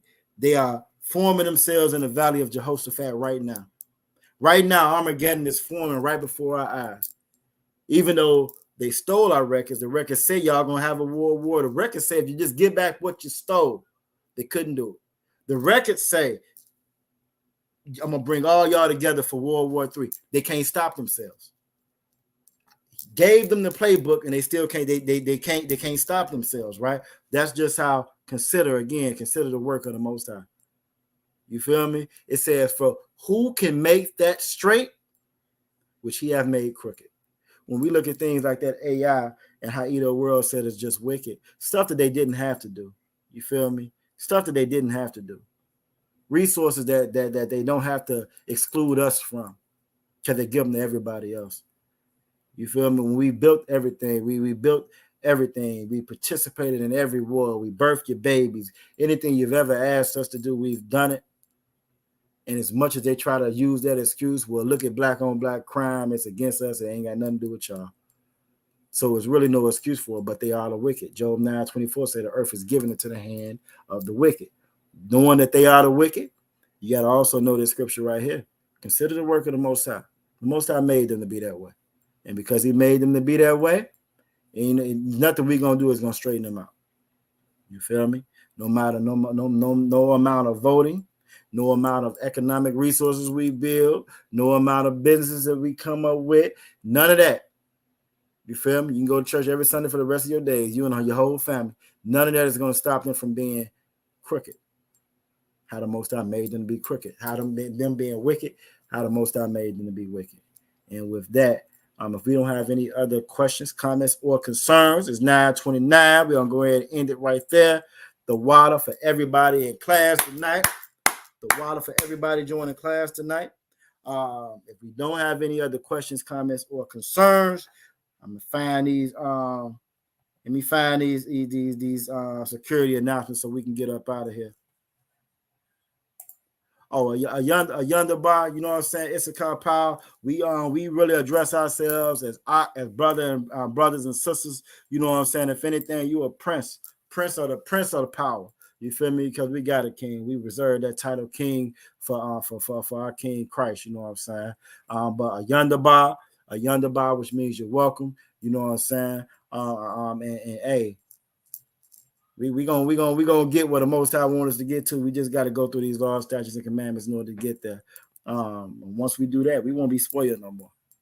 We won't be spoiled no more. If you know anything about that kitchen, don't nobody cook like us. Nobody cook like us, you know what I'm saying? So we just got to get the right ingredients and get in there and get it going, you know what I'm saying? And to Issachar Power, again, Most High in Christ. Most High in Christ. We don't say all praises too much up in here. We always say Most High in Christ, you know what I'm saying? Just to make sure credit get to where it got to get to. But the water for you joining us tonight. And with that, we're going to get the security announcement. We made it the whole class on TikTok. Most High in Christ. We made it the whole class on TikTok. We didn't offend the AI. And look, now you know why TikTok act the way it do, because I think that's run by AI software. We know why I don't like, because I use a lot of AAVE, I guess. You know what I'm saying? Let it tell us, I'm gonna leave it at that. We made it this far. I ain't finna get put off now. You know what I'm saying? All right, so with that, the water officer Bataz Akarab, the water Akwafa Aisha, we're gonna go ahead and get these security announcements and get on up out of here before TikTok kick me off. You feel me? We did great tonight. And speaking of TikTok, y'all make sure y'all like, share, subscribe the page. Jump in those comment sections. The whole earth swapping down. Vladimir Putin came out with something so remarkable and groundbreaking. even though we've been saying the same thing since 1969, utilizing those same Russian iconoclasm, the Russian icon books, the whole nine. You feel me? So y'all jump in those comment sections and let it be known. You feel me? We are the Israelite School of Universal Practical Knowledge. Started out of 1 West, 125th Street out of Harlem, New York. Since 1969, we've been teaching the truth of the Bible to so-called Black, so-called Latinos, so-called Native Indians, are God's chosen people. You feel me? Rule for a new brother and a sister. When a new brother or sister comes into the school, they are off limits for 6 months. They are to be saluted only. They are here to share themselves of the world. If they need transportation, the teacher will arrange it. After 6 months, if a brother or sister has an interest in a particular person, he or she must get permission from the head to speak to a brother or sister. There's another 6 months in which the brother and sister will court each other. After this 6-month period, the brother and sister will get permission from the head to marry. Tithes, which is a commandment. We read about that tonight, found in Numbers chapter 18 and 21, also in Malachi chapter 3, verses 8 through 10. Tithe in the Hebrew is ma'ashara. It means tenth of every penny of any increase the Most High gives you. You want to give that to the Treasury Department or the teacher. You feel me? If you find some money on the floor, you win a lawsuit, win a settlement, you win the lottery, whatever it may be, 10%, 90% of that is yours. That other 10% goes to the Most High. You want to get that to the brothers and sisters, to the priests and prophets of the Israelite School of Universal Practical Knowledge. We also have we get it to the Treasury Department or the teacher. We also have a priest fund. That's going to be a free will offering for the priest. It's not mandatory. That can be in whatsoever amount or form that you would like.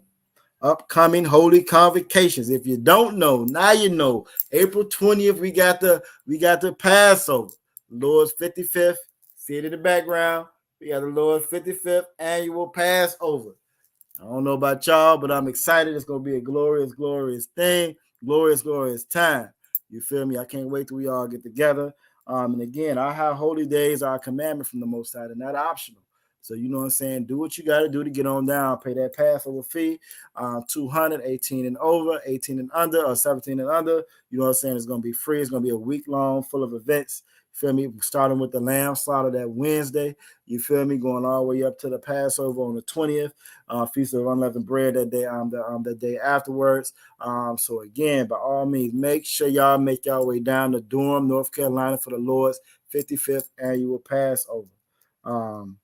And with that, if there's any brothers that want to be a trooper in the school, if you're checking out the classes, you want to be a trooper in the school, you ready to get your hands dirty, come on in here and get some of this work. Make sure that you are in all black boots, shirts, pants, headband, war scarf. Sister, make sure your head is covered when you're in class. And with that, Yahweh Shem Yahweh Shah Barakatah to the brothers, Yahweh Shema Lathan Ba Shem Yahweh Shah to the sisters. The water, Aqua Fraya. Again, the water, to everybody join us and sticking around with us.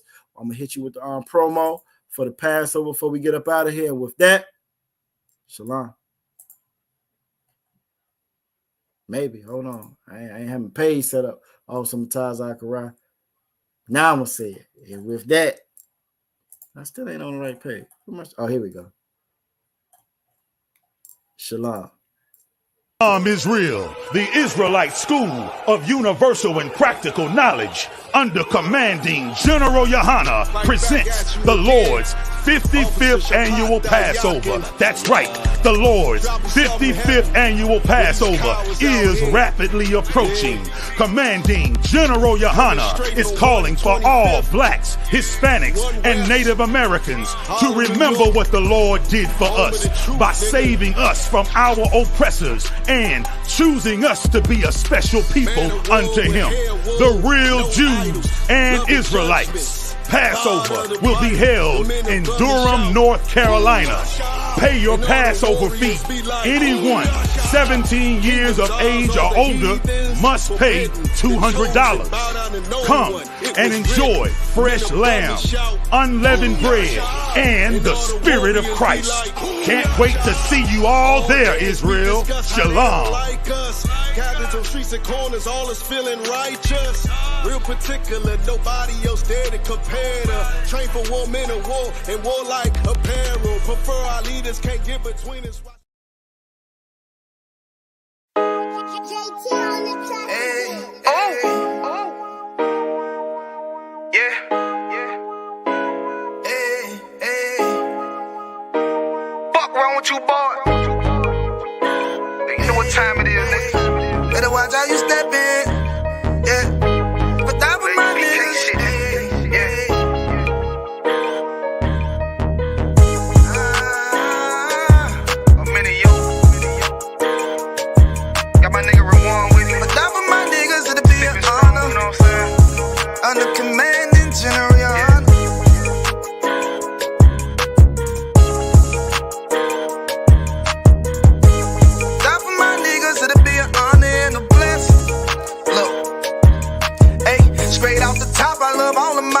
that shit ain't gon' stop till we on top and we ballin', my nigga. We be fly as fuck, you know them bitches be stalking my niggas. That shit'll never change and it's the same with all my niggas. City to city, I should be at home, that's what my ribs say. But bitch, I'm grown, I'm in these streets and closed caption. Niggas know we bout that action. If a nigga play with me, then my I can gon' let him have it. Hey, think you the shit, this truth the shit. Nigga play, I let that Ruger hit. Get on them tracks, they be like, who is this? I'm rude with it, ain't got no manners. All them pussy niggas talking shit, y'all know they can't stand us, but we UPK, Louisiana, bitch, that's what I'm rippin'. And my niggas solid number, real ones in my section. If you wanna get down, put your boots on, start steppin'. Brotherhood is a weapon. Brotherhood is a weapon. Better watch how you steppin', cause brotherhood is a weapon. If I die for my niggas, it'll be an honor and a blessing. Better watch how you steppin', cause brotherhood is a weapon. Brotherhood is a weapon. Better watch how you steppin', cause brotherhood is a weapon. If I die for my niggas, it'll be an honor and a blessing. Better watch how you steppin', cause brotherhood I lay my life down right now for all my sisters and brothers, because I love them. I see them dapping and hug them. It's amazing to see how well we adapt from the struggle. Born again from a life of sin, trapped in the gutter. My mind frame was to kill my own kind. Feeling inferior, waking up ready to die. Run with them killers, so it's just a matter of time. For why take your life or let you take mine? That's when I realized the slaves killing slaves, while the white man live to get old. We in them graves, shit got me feeling played. I opened the Bible, went through them records, found out we was royalty, a nation to be respected. But in this world we rejected, we hated for our complex. Still fighting to get accepted. We hear the truth and reject it, but love is getting corrected. And all my niggas correct me. The commandments, the foundation we erected. Brotherhood is a weapon. Brotherhood is a weapon. Better watch how you steppin', cause brotherhood is a weapon. If I die for my niggas, it'll be an honor and a blessing. Better watch how you steppin', cause brotherhood is a weapon. Brotherhood is a weapon. Better watch how you steppin', cause brotherhood is a weapon. If I die for my niggas, it'll be an honor and a blessing. Better watch how you steppin', cause brotherhood is a weapon. Hey, hey. Hey,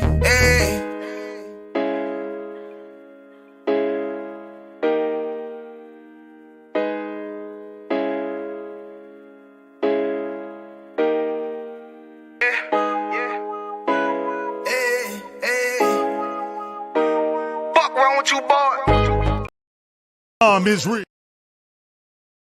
Israel, the Israelite School of Universal and Practical Knowledge, under commanding General Yohana, presents the Lord's 55th annual Passover. That's right, the Lord's 55th annual Passover is rapidly approaching.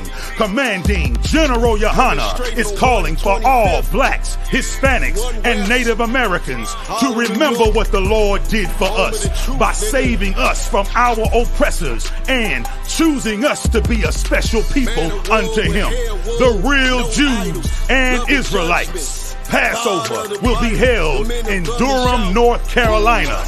Pay your Passover fee. Anyone 17 years of age or older must pay $200.